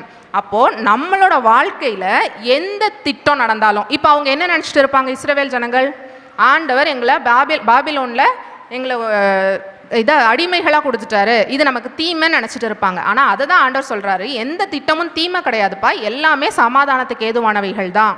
உனக்கு இப்போ தெரியாது, அட்லீஸ்ட் அவ்வளோதான். நம்மளுக்கு இன்றைக்கி தெரியல அந்த திட்டம் ஏன் நடந்துட்டுருக்கு நம்ம வாழ்க்கையிலன்னு, அவ்வளோதான் அதுக்கு மீனிங். சரியா? அப்போ ஆண்டவர் நமக்கு வைத்திருக்கிற திட்டங்கள் எதுவுமே நமக்கு தீங்கு உண்டாக்குகிற திட்டம் கிடையவே கிடையாது. எல்லா திட்டமும் நன்மைக்கு ஏதுவான திட்டங்களும் சமாதானத்துக்கு ஏதுவான திட்டங்களும் தான். சரியா? இப்போ ஆண்டவர் நமக்கு வைத்திருக்கிற திட்டங்கள் எப்படிப்பட்டதுன்னு நம்ம தெரிஞ்சுக்கிட்டோம். இப்போ நம்ம பைபிள்ல இருந்து ஒரு 3 பேரை மட்டும் பார்த்துடலாம். அவங்களுக்கு ஆண்டவர் சில திட்டங்கள் வைத்திருந்தாரு. அந்த திட்டங்கள் நிறைவேறிச்சா, நிறைவேறலையா, நிறைவேற விட்டாங்களா, விடலையா அப்படிங்கிறத பார்க்க போகிறோம். இப்போ அந்த மோசேயை பற்றி பார்க்க போகிறோம். மோசேயை நம்ம எல்லாருக்கும் என்னவா தெரியும்? மோசேயை பற்றி நம்ம எல்லாருக்கும் இது எல்லாமே தெரிஞ்ச விஷயம்தான். நானும் தெரிஞ்ச விஷயங்களை மட்டும்தான் சொல்ல போகிறேன். அதனால் ரொம்ப ஈஸியாக இருக்க போகுது உங்களுக்கு கவனிக்கிறதுக்கு. ஆண்டவர் மோசேயை குறித்து எப்போ திட்டம் வைத்தார்னா, அவர் எப்போ அவரோட பிளானை ஸ்டார்ட் பண்ணார் மோசேக்காகனா, அவர் பிறக்கிற அன்னைக்கே ஸ்டார்ட் பண்ணார். அது என்ன 3 திட்டம்னு பார்த்தீங்கன்னா, 1, அடிமையாக எவ்வளோ வருஷம் இஸ்ரவேல் ஜனங்கள் இருக்காங்க எகிப்தில்? 400 வருஷம் இருக்காங்க. இப்போது இஸ்ரவேல் ஜனங்கள் பயங்கரமாக கூக்குரலிடுறாங்க. ஏன்னா இஸ்ரவேல் ஜனங்களை அவ்வளோ சித்திரவதை பண்ணுறாங்க. அவங்க அதிகமாக பெருகிறதுனால, எபிரேய ஜனங்கள் அதிகமாக பெருகிறதுனால இப்போது எகிப்து ராஜாவுக்கு பயங்கர கோபம்.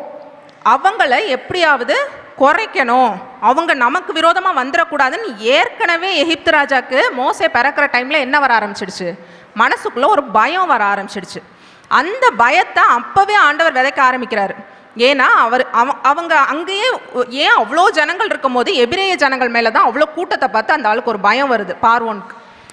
பார்வோனுக்கு பயம் வந்த உடனே ஆண்டவர் என்ன ஒரு அது அங்கே இருந்தே ஆண்டவரோட திட்டம் ஆரம்பிக்குது. அவர் என்ன சொல்கிறாரு தெரியுமா? இவ்வளோ கூட்டமாக ஆயிட்டாங்க, அதனால் மோசே கரெக்டாக பிறக்கும்போது ஆண் பிள்ளைங்க எல்லாரையும் கொலை பண்ணிருங்க அப்படின்னு மருத்துவச்சிகள் கிட்ட சொல்கிறாங்க. ஆனால் அவங்க கொஞ்சம் பேர் கொலை பண்ணுறாங்க, கொஞ்சம் பேர் பழைக்க வைக்கிறாங்க, இந்த மாதிரி. ஆனால் ஒரு பெரிய சங்காரம் கண்டிப்பாக நடந்திருக்கு. அப்போமே ஆண்டவர் மோசேயை குறித்து ஒரு திட்டம் வைத்தார். என்ன திட்டம்னா, மோசே இவ்வளோ காலமாக 400 வருஷமாக இஸ்ரவேலில் அடிமையாக இருக்கிற என்னோட இஸ்ரவேல் ஜனங்களை விடுதலை ஆக்கிறதுக்கு இவரை நான் உபயோகப்படுத்த போகிறேன். இவர் தான் அவங்கள வழி நடத்தி கொண்டு கானான் தேசத்துக்கு போக போகிறாரு. இவனும் கானான் தேசத்தை சுதந்திரிக்க போகிறான். இதுதான் மோசேயை குறித்து ஆண்டவர் வைத்த திட்டம். ஆண்டவர் ஃபஸ்ட்டு மோசேக்கு வைத்திருந்த திட்டங்கள் இது 3 தான். நீ தலைவனாக இருக்கணும், அவங்கள எகிப்து தேசத்திலேருந்து மோசே வெளியே கொண்டு வரணும், அவங்கள கானானுக்கு நேராக வழி நடத்தணும், அவனும் கானான் தேசத்தை சுதந்திரிக்க வேண்டும். இதுதான் ஆண்டவர் மோசே மேலே வைத்திருந்த திட்டம். இந்த திட்டத்தை எக்ஸிக்யூட் பண்ணுறதை பார்த்தீங்கன்னா அந்த கதையெல்லாம் உங்களுக்கு தெரியும், எப்படி ஆச்சு அதெல்லாமே உங்களுக்கு தெரியும். இதில் நான் ஆண்டவர் மோசையை அழைத்ததுலேருந்து மட்டும் சொல்ல ஆரம்பிக்கிறேன். நல்லா கவனிங்க. மோசையை ஆண்டவர் எப்போ அழைக்கிறாருன்னா யாத்ராகமம், இப்போ நான் வாசிக்க சொல்லலை, நீங்கள் வீட்டில் போய் அதை வாசித்து பாருங்கள், அவ்வளோ அழகாக அழைச்சிருப்பார். யாத்ராகமம் 3வது அதிகாரம் 4வது அதிகாரம் கட்டாயம் வீட்டில் போய் எல்லாரும் வாசித்து பாருங்கள்.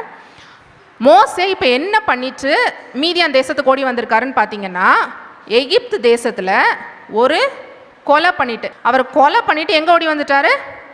மீதியான் தேசத்துக்கு ஓடி வந்துட்டார். அங்கே வந்து கல்யாணம் பண்ணி செட்டில் ஆகி ஜாலியாக இருக்கார். இப்போ அங்கே அவர் பயந்துக்கிட்டோ உயிர் போகிற பயத்துலையோ இல்லை. அவர் நல்ல ஒரு மனுஷனோட பொண்ணை கல்யாணம் பண்ணி நல்லா செட்டில் ஆகி நல்ல பாலையும் அதையும் குடிச்சிட்டு ஆடை மாய்ச்சிக்கிட்டு நல்ல நிம்மதியான வாழ்க்கையில் இருக்கார் மோசே. அவருக்கு ஒரு % கூட ஐடியா இருக்காது திரும்ப என்ன பண்ண போகிறோம், எகிப்துக்கு போக போகிறோங்கிறது அவருக்கு தெரியாது. ஆனால் ஒரு நாள் ஆண்டவர் முட்செடியில் வரார். இந்த கதை எல்லாருக்கும் தெரியுமா? ஆண்டவர் முட்செடியில் வந்து தேவன் முட்செடியில் எரிகிற முட்செடி நடுவில் வந்து மோசேக்கு தரிசனமாகிறாரு. மோசேன்னு கூப்பிட்றாரு. யாரை? மோசையை கூப்பிட்ட உடனே மோசையும் அந்த எரிகிற முட்செடியை அவர் பார்த்துட்டு பார்க்காத மாதிரி போகலாம். மோசையும் ஒரு மாதிரி ஒரு ரொம்ப க்யூரியஸ்ன்னு சொல்லுவாங்க. அது எப்படி, ஏதாவது ஒரு விஷயம் நடக்குதுன்னா அதை தெரிஞ்சுக்கணும்னு சில பேருக்கு இருக்கும் இல்லையா? இது ஏன் நடந்துச்சு, இது ஏன், ஒய், ஒரு சில பேர் தான் அப்படி கொஸ்டின் கேட்பாங்க. ஏன் நடக்குது, எதுக்கு நடக்குது அப்படின்ட்டு. மோசே ரொம்ப க்யூரியஸான ஒரு ஆள், அந்த மாதிரி ஒரு ஆள். அந்த செடி எரிஞ்சிட்டு இருக்குன்னா இவர் பாட்டு ஆடு மேய்க்கிறவர் போக வேண்டியதானே, ஏன்னா அது ஒரு வனாந்திரம், அங்கே ஒரு வெயில் காயிற இடம், செடி எரியாதா?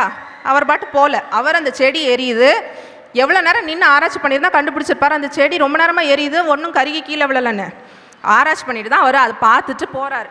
அவர் போகிறத ஆண்டவர் அந்த செடியிலேருந்து அவரும் பார்க்குறாரு. இவன் எப்படி நம்மளை பார்க்குறான் அது மாதிரி அவரும் பார்க்குறாரு. பார்த்துட்டு அவர் கிட்ட வந்ததுக்கு அப்புறம் தான் ரோட்டில் போயிட்டுருக்கவரை பிடிச்சி மோசே இங்கே வா அப்படிலாம் அவர் கூப்பிடலை. இவர் உற்று பார்த்து கிட்ட போனதுக்கப்புறம் மோசேன்னு கூப்பிட்றாரு. கூப்பிட்டு மோசே கிட்ட ஆண்டவர் சொல்கிறாரு, அவர் வந்து நீ எகிப்து தேசத்தில் இருக்க அவர் சொல்லும் போது ஒரு காரியம் சொல்கிறாரு, எகிப்து தேசத்தில் இருக்கிற என்னுடைய ஜனங்களோட கூக்குரல் என்கிட்ட வந்துருச்சுப்பா, ரொம்ப கதறுறாங்க, ஆளோட்டிகள் ரொம்ப அடிக்கிறாங்க, அதனால் அவங்கள நீ விடுதலை பண்ணணும் அப்படின்னு சொல்கிறாங்க.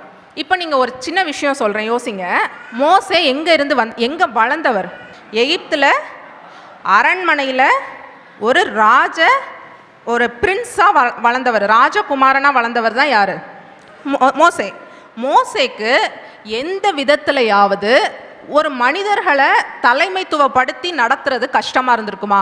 ஏன்னா அவர் கணக்குப்படி அவர் யார்? ஒரு பிரின்ஸ்னா அடுத்து ஹேரும்பாங்க, அவங்க தான் அந்த ராஜாவோட இளவரசன், அடுத்து அரசராகிற அளவுக்கு அவருக்கு தகுதி இருக்கிற ஒரு அரண்மனையில் வளர்ந்த ஆளுக்கு, எகிப்து மாதிரி ஒரு பெரிய தேசத்தையே நடத்த முடிகிற ஆளுக்கு ஆட்களை நடத்தி கொண்டு வர்றது, அவங்களுக்கு ஒரு தலைமைத்துவம் எடுக்கிறது பயமாக இருக்கிற காரியமா? கண்டிப்பாக அது பயமாக இருக்காது. ஆனால் ஏசப்பா வந்து மோசே கிட்ட கூப்பிட்டு இந்த மாதிரி இஸ்ரவேல் ஜனங்களை நீ விடுவிக்க போகணும் அப்படின்னு சொல்லிட்டு நீங்கள் வான அழைச்சிட்டு அவர் என்ன சொல்கிறாரு? ஃபஸ்ட்டு சொல்லும்போது ஆண்டவர் நல்ல தெளிவாக கவனிங்க. ஆண்டவர் முதல்ல கூப்பிட்டு அவரை சொல்லும்போது ஒரு நல்ல வார்த்தையை சொல்கிறாரு, மோசே என் ஜனங்களை விடுவிக்கும்படி உன்னை அனுப்புவேன் வா அப்படின்னு கூப்பிட்றாரு. இங்கே எங்கேயாவது வாங்கன்னு சொன்னாரா? புரியுதா? எங்கேயாவது வாங்கன்னு சொன்னாரா? இல்லை. உனக்கு ஒருத்தனை அனுப்புவேன்னு சொன்னாரா? இல்லை.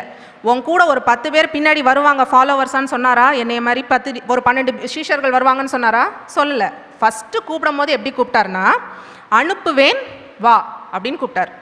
ஆனால் மோசே அவ்வளோ பெரிய பிரின்ஸாக இருந்த ஒரு ஆள், இளவரசனாக இருந்த ஒரு ஆள், அவர் சொல்கிறாரு, ஆண்டவர் வந்து மொத்தம் 6 தடவை கூப்பிட்றாரு. அதில் ஃபஸ்ட்டு 4 தடவை அவர் எப்படி பேசுகிறாருன்னா, வேண்டாம் ஆண்டவரே, என்னால் முடியாது, நான் ஏமாத்திரம்.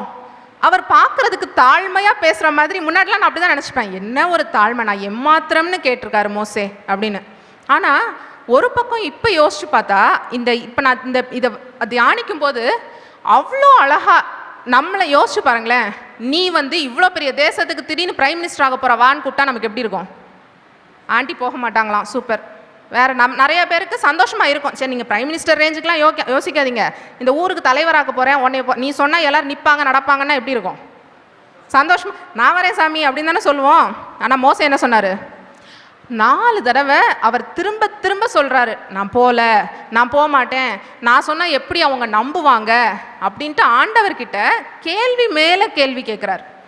இப்போ ஆண்டவருக்கு மோசையோட திட்டம் என்ன? ஆண்டவர் மோசையை குறித்து வைத்திருக்கிற திட்டம் இவனை விடுவிக்க அனுப்பணுன்ட்டு. ஆனால் இவரோ என்ன பண்ணிகிட்ருக்காரு?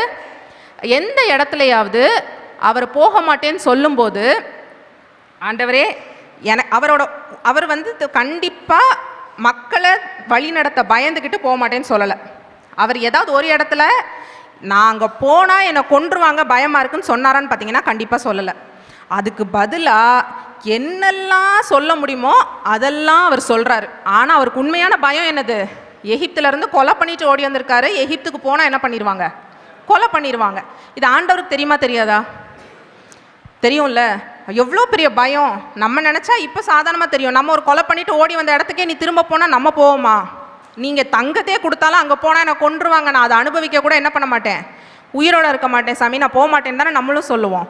ஆனால் அவர் அதை எக்ஸ்பிளிசிட்டாக அதை நேரடியாக எப்படி சொல்லலைன்னா, சாமி நீங்கள் அங்கே என்னை கொலை பண்ணுறவங்களாம் எனக்கு தேடிக்கிட்டு இருக்காங்க, நான் போக மாட்டேன்னு சொல்லலை.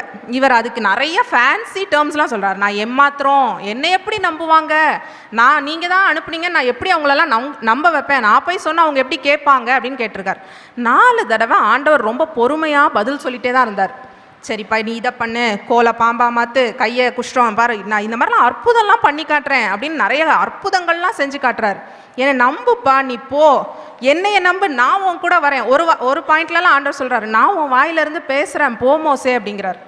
போன்னு சொல்லிட்டு இருந்தவர் இவர் கேட்கவே இல்லைன்ன உடனே ஒரு பாயிண்டில் ஆண்டவருக்கு என்ன வருதுன்னா கொஞ்சம் டென்ஷன் ஆயிடுறாரு. ஆண்டவரில் அவர் நம்ம சில நேரம் அப்படி தான் என்ன பண்ணுறோம், மோசே மாதிரி ஆண்டவரோட திட்டம் ஒன்று இருக்கும். ஆனால் அந்த திட்டம் நமக்கு என்ன பண்ணாது, பயமாக இருக்கும், பிடிக்காது. உடனே நம்ம என்ன பண்ணுவோம், மாற்றி மாற்றி மாற்றி ஆண்டவர் என்ன பண்ண ஆரம்பிச்சிருவோம், ஆண்டவரையே கன்ஃபியூஸ் பண்ண ஆரம்பிச்சிருவோம். சாமி இது சரி வராது, நீங்கள் கொஞ்சம் அப்படி யோசிங்களேன், கொஞ்சம் இப்படி யோசிங்களேன்னு என்ன பண்ண ஆரம்பிச்சிருவோம், ஆண்டவருக்கே ஆண்டவராக மாதிரி நம்ம வேலையை காட்ட ஆரம்பிச்சிருவோம். அந்த மாதிரி தான் மோசையும் பண்ணார். மோசை இப்படி பண்ண உடனே கடைசி தடவை ஆண்டவருக்கு பயங்கர கோவம் வந்துருச்சு. பயங்கர கோவம் வந்த உடனே அவர் சொல்கிறாரு, இங்கே பாரு உனக்கு என்ன. இவர் கடைசியில் ஒரு வார்த்தை கேட்குறாரு. எல்லாத்தையும் சொல்லி ஆண்டவர் எல்லாத்துக்கும் விதவிதமாக பதில் வச்ச உடனே கடைசியில் ஒன்று ஆரம்பிக்கிறாரு, ஆண்டவரே எனக்கு வாய் திக்கு திக்குன்னு வருது, வாயெல்லாம் பேச முடியாது என்னையாலன்னு ஆரம்பிச்சிட்டார். உடனே ஆண்டவர் டென்ஷன் ஆகி, ஊமையனை படைச்சது யார், பேசுறதுக்கு நாக்கு கொடுத்தது நான் தானே, எல்லாம் பண்ணோம், நீ என்ன போங்கிறேன், என்னை நம்பி நீ போக மாட்டேங்கிற, நான் இவ்வளோ அற்புதம் பண்ணுறேன், உனக்கு என் மேலே நம்பிக்கை இல்லையான்னு கொஞ்சம் கோவம் வந்துருச்சு அவருக்கு. கோவம் வந்துட்டு ஆண்டவர் டென்ஷனாகி ஒன்று சொல்கிறாரு, உனக்கு என்ன, உனக்கு திக்கு வாய் அவ்வளோதானே, உனக்கு பயமாக இருக்கு அவ்வளோதானே அப்படின்ட்டு ஃபஸ்ட்டுலேருந்து ஆண்டவர் சொன்ன காரியம், உன்னை அனுப்புவேன் வா நீ போ அப்படின்னே சொன்ன ஆண்டவர் இவர் படுத்தின பாட்டுனால திட்டத்தை அங்கே மாத்துறார். யாரை கொடுக்குறாரு, ஆரோனை கொடுக்குறாரு. ஆரோனை ஃபஸ்ட்டு கொடுக்குறது ஆண்டவரோட திட்டம் மாதிரி தெரியல, ஏன்னா 4 தடவை அவர் ஆரோனை பற்றி பேசலை. ஆனால் ஒரு பாயிண்டில் நம்ம ஆண்டவரை போட்டு நொச்சரிச்சுக்கிட்டு ஒரு மாதிரி படுத்துனோன்னா ஆண்டவர் என்ன பண்ண வேண்டியது ஆயிரும். சரி உன் திட்டத்தில் கொஞ்சம் நான் பிளானை மாத்துறேன்ப்பா அப்படின்னு சொல்லுவார் சில நேரங்களில். ஆனால் கொடுத்த அந்த ஆரோன் என்ன பண்ணார் தெரியுமா, ஆண்டவர் சொல்கிறாரு, நீ அவனுக்கு தேவனாக இருப்ப, அவன் உனக்கு வாயாக இருப்பான்.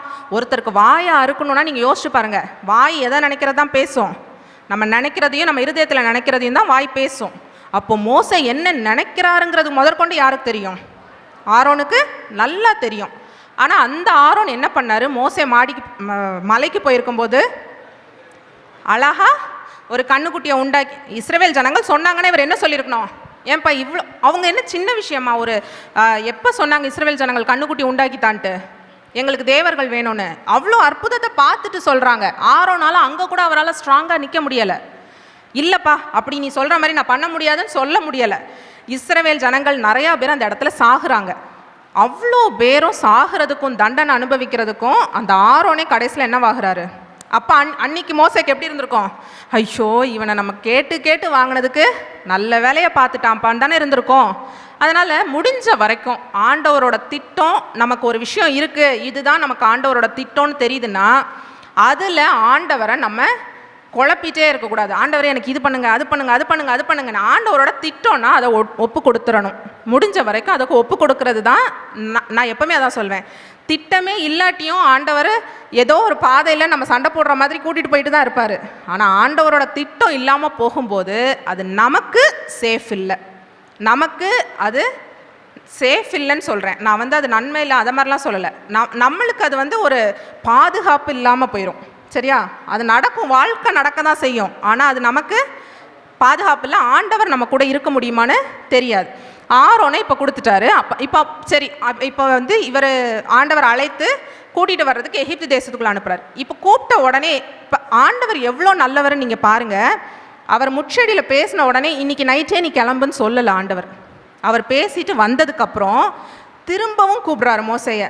கூப்பிட்டு, மோசே, ஒன்றை கொலை பண்ணுறதுக்கு நினச்சிட்டு இருந்தவங்க எல்லாரும் எகிப்து தேசத்தில் செத்து போயிட்டாங்க. அவர் அவ்வளோ நல்லவர். இவர் அதுக்கு தான் பயப்படுறாருன்னு யாருக்கு தெரியுது? ஆண்டவருக்கு தெரியுது. ஒன்றை கொலை பண்ணணும்னு நினச்சவங்களாம் அங்கே செத்துட்டாங்க. மோசே இப்போ கிளம்பு. எவ்வளோ தைரியமாக இதை ஃபஸ்ட்டே ஆண்டவர் சொல்லியிருந்தா ஈஸியாக இருந்திருக்கும்ல மோசேக்கு.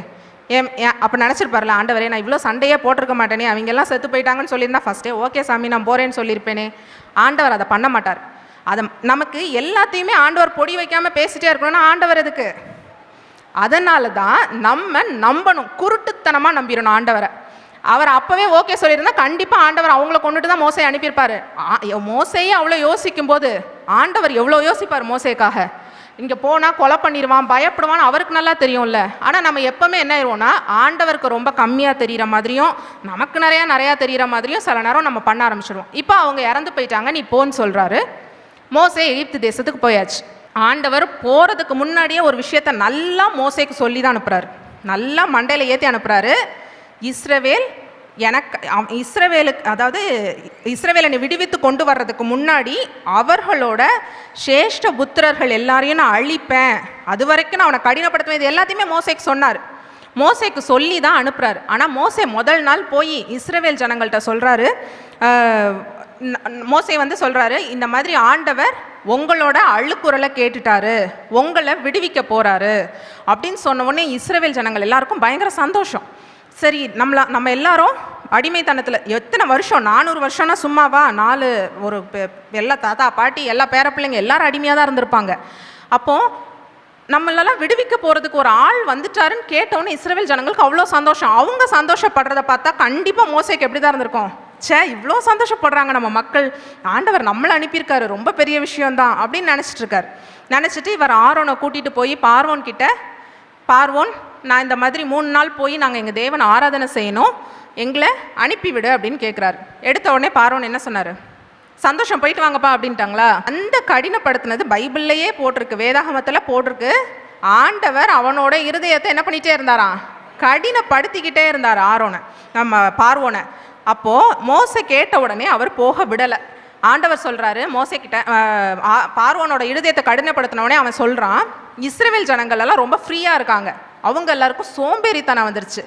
ஏன் இந்த மாதிரி எண்ணெல்லாம் வருது? இப்போ இவங்க ரொம்ப சோம்பேறியாக இருக்காங்க, அவங்களுக்கு வேலை வெட்டி கம்மியாக இருக்குது, இனிமே அவங்களுக்கு இன்னமும் வேலை பழுவை கூட்டு அப்படிங்கிறாங்க. மோசேக்கு எப்படி இருந்திருக்கும்? போனோமா, ஒரு சீனை போட்டோமா, அங்கே பாம்பாக்கணுமா கோலை, இப்போ விடுவிச்சு கூட்டு வந்தோமா அப்படின்னா மோசேக்கு எப்படி இருக்கும்? அப்பா, ஆண்டவர் சொன்னார், வந்தோம், வேலை நடந்துச்சு, சூப்பராக இருக்குது நமக்கு அப்படின்னு இருக்கும். நம்ம போய் என்ன திட்டு உளுந்துருக்கோம் மோசேக்கு. அதுக்கப்புறம் அது பைபிளை வாசிங்கன்னா தெரியும், கண்ணா பின்னான்னு உழுது திட்டு. நான் கேட்டம்மா விடுதலையாக்குன்னு, ஏன் எங்களை வந்து இப்போ வேலை பழுவெல்லாம் கூட்டி விட்டுட்டேன்னு மோசேக்கு திட்டு. உடனே ஆண்டவர்கிட்ட மோசே போய் அழுகிறார். ஆண்டவரே நீர் விடுதலை பண்ணலையே அப்படின்னு கேட்குறாரு. ஆண்டவர் தான் க்ளீனாக சொல்லிட்டார்ல, சேஷ்டபுத்திரனை கொன்று தான் நான் விடுதலை பண்ணுவேன்னு. ஆனாலும் நம்ம திட்டம் வந்து அவர் ஒரு திட்டம் சொல்லிட்டாரு, விடுதலை பண்ணுவேன், இது மட்டும்தான் நம்ம பிரெயினில் ஏறி இருக்கும். உனக்கு ஒரு வீடை கட்டி கொடுப்பேன், அது மட்டும்தான் ஏறி இருக்கும். அதுக்கு நடுவில் உடனே பிரச்சனை வந்தோடனே நமக்கு என்ன ஆகும்? ஆண்டவர் சரியில்லை, அவர் சொன்னார்ப்பா தீர்க்க தரிசனம் வாக்கு தத்துவம் சொன்னார், ஒன்றும் என்ன பண்ண மாட்டேது, ஒழுங்காக வேலைக்காக மாட்டேங்குது. அவர் சொல்கிறது அம்பிட்டு என்னது தான், பொய் தீர்க்க தரிசனங்கிற லெவலுக்கு நம்ம வந்துடுவோம். கரெக்டாக ஆண்டவர் தீர்க்கதரிசனம் சொன்னால் அடுத்த நாள் நடக்கும்னு எங்கேயுமே இல்லை. சரியா? நம்ம நிறையா நேரத்தில் ரொம்ப பொறுமையாக ஆண்டவருக்கு நம்மளை அர்ப்பணிக்கணும். முதல்ல நம்மளை அர்ப்பணிக்கவே இல்லைன்னா தீர்க்க தரிசனம் நடக்கவே கூட செய்யாது. சில நேரம் நம்ம என்ன பண்ணுறோன்னா, ஆண்டவர் நமக்கு வைத்திருக்கிற திட்டங்களில் நம்மளோட மூளையை போட்டு திணிச்சுக்கிட்டே இருக்கோம். அப்படி நம்ம பண்ணாமல் இருக்கிறது தான் ஆண்டவர் வேலை செய்கிறதுக்கு ஈஸியாக இருக்கும். இப்போ இந்த மாதிரி ஆண்டவர் பார்வோனோட இருதயத்தை கடினப்படுத்தி படுத்தி படுத்தி எத்தனை தடவை கடினப்படுத்திட்டாரு? 9 தடவை. எத்தனாவது தடவை? 10வது தலைப்பிள்ளை சங்காரம். ஃபஸ்ட்டுலேருந்து அவர் பண்ண எல்லாத்தையும் பார்த்தீங்கன்னா, அவர் சில நேரம் ஆண்டவர் பார்த்தீங்கன்னா அவரோட பிள்ளைங்களுக்காக அவரோட எனிமியை அவர் ரசித்து கொலை பண்ணிடுவார். அப்படி தான் எனக்கு தோணுச்சு. பார்வோனோட அந்த எகிப்தில் நல்லா நினச்சி பாருங்களேன், தவளை தண்ணி ரத்தமாகுது, சீரழிக்கிறார் ஆண்டவர் எகிப்தை. அவங்க வாழ்க்கையில் எகிப்தியர்கள் எல்லாம் சேர்ந்து அந்த இஸ்ரவேல் ஜனங்களை என்ன கொடுமைப்படுத்தினாங்களோ ஒவ்வொரு தடவையும் அப்படியே அவங்க எகிப்து அப்படி சீரழியுது. எப்படி இருந்திருக்கும்? தண்ணி இல்லாமல் எரிபந்தமான கொப்பளங்கள், ஒவ்வொரு வாதையும் எகிப்தை ரொம்ப கொடுமையான சிச்சுவேஷனுக்குள்ளே கொண்டு போகுது. ஆனாலும் ஆண்டவர் என்ன பண்ணிகிட்டே இருந்தார்? பார்வோனோட இருதயத்தை கடினப்படுத்திட்டே இருந்தார். ஏன்னா அவருக்கு பிளான் என்னது? தலை பிள்ளைகள் எல்லாரையும் கொண்டுடணும். அவருக்கு அந்த பிளானை நிறைவேற்றினாதான் அவர் வெளியில் கொண்டு வருவார். அது வரைக்கும் இஸ்ரவேல் ஜனங்கள் அங்கே அவன் நிறைய அடி வாங்குவாங்க. யாரை தான் ரொம்ப அடிப்பான்? கண்டிப்பாக அடிமைகளை தான் போட்டு அடிப்பான், அடிமைகளை தான் சித்திரவதை பண்ணுவான். உங்களால் தானே அங்கே இவ்வளோ பிரச்சனைக்குள்ளே போகிறோம் அப்படின்னு எகிப்து தேசத்துக்கு யார் மேலே தான் கோபம் வரும்? ஒவ்வொரு வாதையிலையும் இஸ்ரவேல் ஜனங்கள் மேலே தான் கோபம் வரும். ஆனாலும் இஸ்ரவேல் ஜனங்கள் அந்த ஹார்டு டைம்ஸ், அந்த கஷ்டமான காலத்தை பொறுமையாக என்ன தான் பண்ணி ஆக வேண்டியது இருந்துச்சு, சகிக்க தான் வேண்டியது இருந்துச்சு. 10வது வாதம் வரைக்கும். 10வது வாதம் வரும்போது ஆண்டவர் எப்படி இவங்க தலைப்பிள்ளைகள் எல்லாம் ஆண் பிள்ளைகள் எல்லாரையும் கொன்னாங்களோ அதே மாதிரி ஆண்டவர் அங்கே பிறந்த யாரை கூட கொண்டுட்டாரு தெரியுமா? மிருக ஜீவன்களில் தலையீற்றுகளையும் என்ன பண்ணிட்டாரு? அவங்களையும் சங்காரம் பண்ணுறாரு. எந்த தலைப்பிள்ளையும் கிடையாது. நீ அது எந்த வீடாக இருந்தாலும் சரி, எகிப்தில் நீ யாராக இருந்தாலும் சரி, உன் வீட்டில் இருக்க நாயாக இருந்தாலும் சரி, பூனையாக இருந்தாலும் சரி, மிருகஜீவன்களாக இருந்தாலும் சரி, யாரோட முதல் பிறந்ததாக இருந்தாலும் நான் சங்காரம் பண்ணுவேன். ஆண்டவர் நம்ம எப்போவுமே நம்மளோட கஷ்டத்தை மட்டுமே தான் பார்த்துட்ருக்கோம். எனக்கு இந்த கஷ்டம் வந்துருச்சு, எனக்கு இந்த கஷ்டம் வந்துருச்சு, இந்த கஷ்டம் வந்துருச்சுன்னு ஆண்டவர் எவ்வளோ பயங்கரமான காரியங்களை நமக்காக செய்கிறாருங்கிறதே என்ன பண்ணிடுவோன்னா, நம்ம கஷ்டத்தில் அதை மறந்துடுவோம். நமக்கு கஷ்டங்கள் இருக்குதான், நான் இல்லைன்னே சொல்லலை. வாழ்க்கையில் நமக்கு எல்லாருக்குமே தாங்கவே முடியாத கஷ்டங்கள் பல நேரங்களில் இருக்குது, இஸ்ரவேல் ஜனங்களுக்கு இருந்த மாதிரி. ஆனால் கூட ஆண்டவர் இஸ்ரவேல் ஜனங்களுக்காக 10 வாதைகளையும் இஸ்ரவேல் ஜனங்களுக்காக தானே பண்ணார். நீ என் பிள்ளைங்களை இவ்வளோ கொடுமைப்படுத்தின, நான் உன்னை திரும்ப வாங்க மாட்டேனா அடி, அது எல்லாத்தையும் நீ சித்திரவதை அனுபவிச்சு தான்ப்பா என் பிள்ளைங்களை விடுவ அப்படின்னு பிள்ளைங்களுக்காக அவ்வளோ வைராக்கியமாக அவர் சண்டை போட்டுட்ருக்காரு. ஆனால் பிள்ளைங்களுக்கு எல்லாருக்கும் என்ன மட்டும்தான் தெரியுது? அவங்க கஷ்டப்படுறது மட்டும்தான் பெருசாக தெரியுது. அதுக்கப்புறம் ஆண்டவர் இப்போது பர்ஃபெக்டாக எகிப்திலேருந்து வெளியே கொண்டு வர திட்டத்தை மோசையை வச்சு செய்யணுங்கிறது ஆண்டவரோட நோக்கம்னு சொன்னேன்.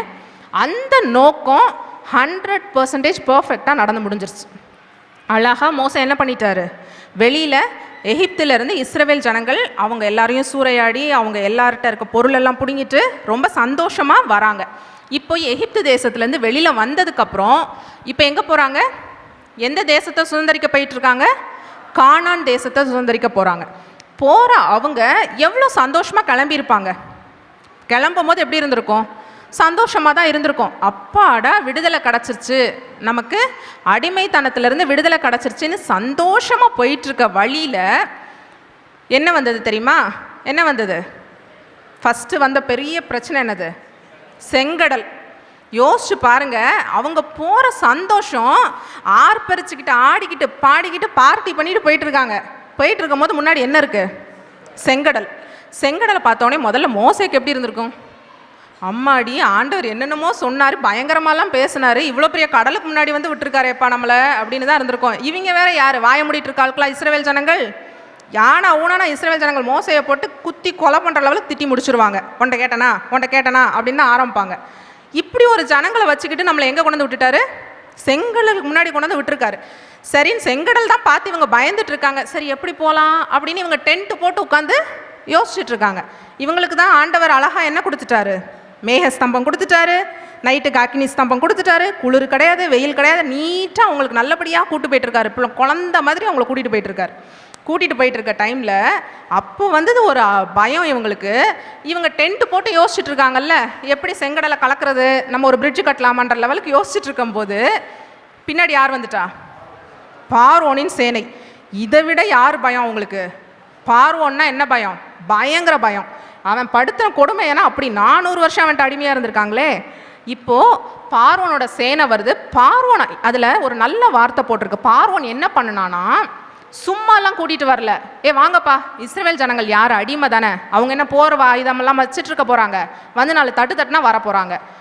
ஆனால் பார்வோன் என்ன பண்ணனானா 600 பிரதான சோல்ஜர்ஸ், வீரர்களை கூட்டிட்டு, பிரதான படைகளை கூட்டிட்டு போறானா. யாரை அடிமையை பிடிக்கிறதுக்கு 600 பிரதான இருக்கிறதுலையே பெஸ்ட்டு படை, அவங்கள கூட்டிட்டு போவா. ஆண்டவர் நினைச்சாருன்னா ஒரு மனுஷன் மண்டைய பைத்தியமே பிடிக்க வச்சிருவார். 600 பிரதான படை, யோசிச்சு பாருங்க. அவன் எகிப்தில் இருக்க அவ்வளோ பேரையும் கூட்டு போறான். ஏன்னா அங்க ஆண்டவர் பிளான் பார்வோனுக்கு பண்ணிட்டார். ஆண்டவர் பார்வோனுக்கு திட்டம் பண்ணிட்டாரு. என்ன திட்டம் பண்ணிட்டாருன்னா, ஒருத்த இல்லாம நீ ரொம்ப வருஷத்துக்கு எந்திக்கவே கூடாது, போ, அழிஞ்சு போ, அவ்வளோதான். நீ பிரதான படையெல்லாம் இல்லாததுக்கு அப்புறம் எவன் வந்தாலும் என்ன பண்ணிடுவான்? எகிப்தை அடிச்சு நொறுக்கி போட்டு போயிட்டே இருப்பான். அவ்வளோ வெறுத்துட்டார் ஆண்டவர். நீ என் பிள்ளைய இவ்வளோ பண்ணுறியா? ஆண்டவர் நமக்காக பயங்கர ஃபெய்த்ஃபுல்லாக இருக்கிற கடவுள், நமக்காக ரொம்ப வைராக்கியம் காட்டுற ஒரு தேவன். அவர் ரொம்ப பொசசிவான கடவுள். ஆண்டவர் நமக்கு, என் பிள்ளையை நான் எங்கேயுமே விட்டு கொடுக்க மாட்டேன், அப்படி தான் அவர் நமக்காக இருக்கார். ஆனால் நம்ம தான் என்ன பண்ணுறோன்னா, அவருக்கு சுத்தமாக உண்மையாக இருக்கிறது கிடையாது. அவர் இருக்கிறதுல 0.001%, 1%, அவ்வளோ குட்டி சதவீதம் கூட நம்மளால் என்ன பண்ண முடியறது இல்லைன்னா, ஆண்டவருக்காக உண்மையாக இருக்க முடியறது இல்லை. அவர் நமக்கு காட்டுற வைராக்கியத்தில் இவ்வளோண்டு நம்ம அவருக்காக காட்டிட்டோன்னா அவர் நம்ம வாழ்க்கையை எப்படி கொண்டு போயிடுவார் தெரியுமா? அவ்வளோ இனிமையாக கொண்டு போயிடுவார். அவருக்கு ஆசை கானான் தேசத்தில் கொண்டு மக்களை விடணுங்கிறது தான். அவர் எப்படி நினச்சிட்டு இருக்கணும்? நான் 10 வாதைகள், இவ்வளோ பெரிய பெரிய வாதைகளை பண்ணியிருக்கேன், ஏன் ஜனங்கள் என்ன பண்ணுவாங்க? என்ன நம்புவாங்க, இத்தனை அற்புதம் பண்ணிட்டேனே, இதுக்கு மேலே இவங்க என்ன செங்கடலை பார்த்து பயப்பட போகிறாங்கன்னு நினச்சிருப்பார். ஆனால் இவங்க என்ன பண்ணாங்க? சண்டை எப்படி ஆரம்பித்தாங்க? இங்கே பாரு, முன்னாடி செங்கடல், பின்னாடி யார்? பார்வோனின் சேனை. ஆண்டவர் அங்கே பிளான் போட்டு கூட்டிகிட்டு வந்துட்டு இருக்காரு அடிக்கிறதுக்கு. இவங்களுக்கு அது எப்படி புரியுது? என்னமோ இவங்களை அழிக்கிறதுக்கு ஆண்டவர் கூட்டிகிட்டு வந்துட்டு இருக்க மாதிரியும், இவங்களை அழிக்கிறது தான் ஆண்டவருக்கு விருப்பம் மாதிரியும். அப்படி விருப்பம்னா அவர் ஏன் உங்களுக்கு வாக்குத்தத்தம் கொடுக்க போகிறாரு கானான் தேசத்துக்கு போவீங்கன்ட்டு? கிடையவே கிடையாது. சில நேரம் தீமை பயங்கர பெருசாக தெரியும், ஆனால் அது தீமையே கிடையாது. நம்ம அதை முதல்ல நம்பணும், அதை முதல்ல விசுவாசிக்கணும். இது தீமையாகவே இருக்கிற மாதிரி எனக்கு தெரிஞ்சால் கூட, சுவாமி அது தீமை கிடையாது, நீங்கள் என்னோட கடைசி நாள் வரைக்கும் பார்க்க முடிஞ்ச நீங்கள் என் வாழ்க்கையில் தீமையை அனுமதிக்க மாட்டீங்க. அந்த தீமையாகவே தெரிந்தாலும் எப்படி தான் மாறப்போகுது? நன்மையாக தான் மாறப்போகுதுன்னு அந்த திட்டத்திலலாம் நமக்கு பயங்கர பயங்கள் தான் வருது. எப்போவுமே இஸ்ரவேல் ஜனங்களை போல தான் நம்மளும் இருக்கிறோம். இஸ்ரவேல் ஜனங்கள் ரொம்ப பயப்படுறாங்க. ஆண்டவர் இஸ்ரவேல் ஜனங்களுக்காக உடனே என்ன பண்ணார்? பயப்படலாம் விடுறதில்லை ஆண்டவர். நைட்டு ஃபுல்லாக இந்த மேகஸ்தம்பம் இஸ்ரவேல் ஜனங்களையும் எகிப்தியரின் சேனைகளையும் ஒன்று கலக்க விடாமல் நடுவில் மேகமாக நிற்கிறாரு. இவங்களால அவங்கள பார்க்க முடியல, இங்கேருந்து அந்த சைடு போக முடியலை. எது வரைக்கும் வெயிட் பண்ணுறாரு தெரியுமா? செங்கடலை நீட்டு, நீ உனக்கு நான் கொடுத்துருக்கிற கோலை கொண்டு போய் நீட்டு, செங்கடல் பிரியும், பிளந்து நீங்கள் அதில் வெட்டாந்தரையில் நடந்து போவீங்க அப்படின்னு ஆண்டவர் சொல்கிறாரு. மோசே சொல்கிறாரு ஜனங்கள்கிட்ட. கர்த்தர், இந்த வார்த்தை யாருக்காவது தெரியுமா? எனக்கு ரொம்ப பிடிச்ச வசனம். கர்த்தர் உங்களுக்காக யுத்தம் பண்ணுவார், நீங்கள் சும்மா இருப்பீர்கள். சில நேரம் இதுதான் ஆண்டவர் நம்மகிட்ட எதிர்பார்க்குறார். அவர் என்னோட ஃபைட் என்னோடதுப்பா, அதில் நீ சும்மா இருன்னா அங்கே என்ன பண்ணணும்னா 100%, 100% உங்கள் மூளையை நீங்கள் ஆஃப் பண்ணணும். நடுவில் அப்படின்னா அது ரொம்ப சந்தோஷமாக இருக்குமா? யோசிச்சு பாருங்கள், கடலெல்லாம் மதில் மாதிரி நின்றுச்சான். அது தொட்டால் கூட நமக்கு எப்படி இருக்கும்? பயங்கர பயமாக இருக்கும். அங்கே ஆண்டவர் இங்கே பாரு, நீ இவ்வளோதான் உனக்கு வேலை, நான் என்ன பண்ண போகிறேன்? யுத்தம் பண்ண போகிறேன், நீ சும்மா இருக்கணும். முள்ளு கீச்சாலும் கண்ணை மூடிட்டு இரு, ஆண்டவர் உன்னை கூட்டிகிட்டு போவார். சில நேரம் சும்மா இருன்னா நீ நடந்தால் போதும், நடக்கிறது மட்டும்தான் உன் வேலை. அந்த இடத்துல நீ போராட வேண்டாம், முள்ளெல்லாம் கீச்சு தூக்கி தூர போடுறது உன் வேலை கிடையாது. கண்ணை மூடிட்டு அந்த கடைசி வரைக்கும் உன்னால் ஆண்டவரோட கையை பிடிச்சிட்டு ஆண்டவரை நம்பி, ஆண்டவரோட திட்டத்தை நம்பி, உங்களால் என்னால் கண்ணை மூடிட்டு கர்த்தர் யுத்தம் பண்ணுவார் அப்படின்னு ஒரு காரியத்தில் ஆண்டவரை நம்மளை விசுவாசிக்க முடிஞ்சா அதுதான் கரெக்டான ஆண்டவர் திட்டத்துக்கு ஒப்பு கொடுக்கறது. பாதியில் நான் இப்படி திறந்து பார்த்துட்ருக்கேன்னு வச்சுக்கோங்களேன், ஆண்டவரால் நான் பாதியிலேயே நான் தான் அங்கே இருக்கிற பிரச்சனையெல்லாம் நான் பார்த்துருவேனே கண்ணை திறந்துட்டேன்னா, அப்புறம் எப்படி எனக்கு விசுவாசம் வரும், அப்புறம் எப்படி எனக்கு நம்பிக்கை வரும்? அது கண்டிப்பாக என்னால் முடியாது. அவர் கண்ணை மூடு, நீ சும்மா இரு அப்படின்னு சொன்னால் நம்ம என்ன தான் பண்ணணும்? சும்மா தான் இருக்கணும். அதில் நமக்கு வேலையே கிடையாது, நம்ம மூளையை யூஸ் பண்ணுற வேலையே கிடையாது.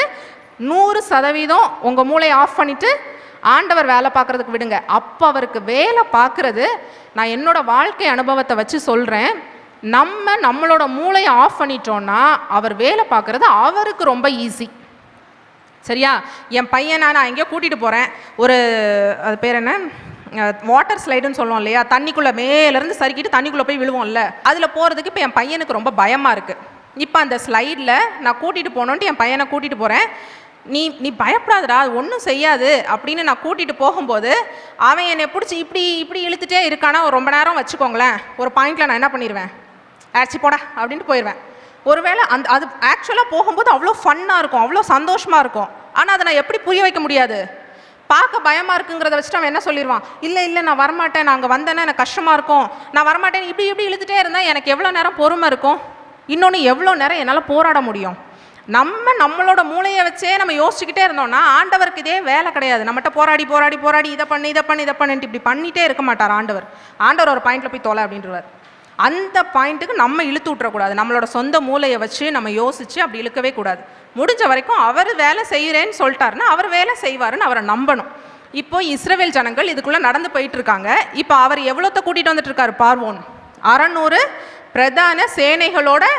அது மட்டும் கூப்பிட்டுட்டு வரல, அவர் இருக்கிற குட்டி கால்நட சேனையெல்லாம் கூட கூட்டிகிட்டு வந்துட்டு இருக்காரு. யாரை பிடிக்கிறதுக்கு? இந்த இஸ்ரவேல் ஜனங்களை பிடிக்கிறதுக்கு கூட்டிகிட்டு வந்தவர். இஸ்ரவேல் ஜனங்கள் கடந்து போக முடிக்கிறாங்க. ஆண்டவர் என்ன தெரியுமா பண்ணார்? ஃபஸ்ட்டேலாம் அவங்க மேலே தண்ணியெல்லாம் வந்து விழலை. ஃபஸ்ட்டு என்ன பண்ணாரான்னு தெரியுமா? அதை வாசிக்கும் போது அவ்வளோ நல்லாயிருக்கும். ஆண்டவர் அந்த மேக ஸ்தம்பத்திலிருந்து எகிப்திய ஜனங்களை அப்படி ஒரு லுக்கு விட்டாராம், பார்த்தார், அவ்வளோதான். என்ன பண்ணாராம்? எகிப்து சேனைகளை அப்படி திரும்பி பார்ப்போம் இல்லையா கோவமா, அப்படி ஒரு பார்த்தாரு. என்ன ஆச்சு தெரியுமா? உடனே அவன் உருளெல்லாம் கலருது.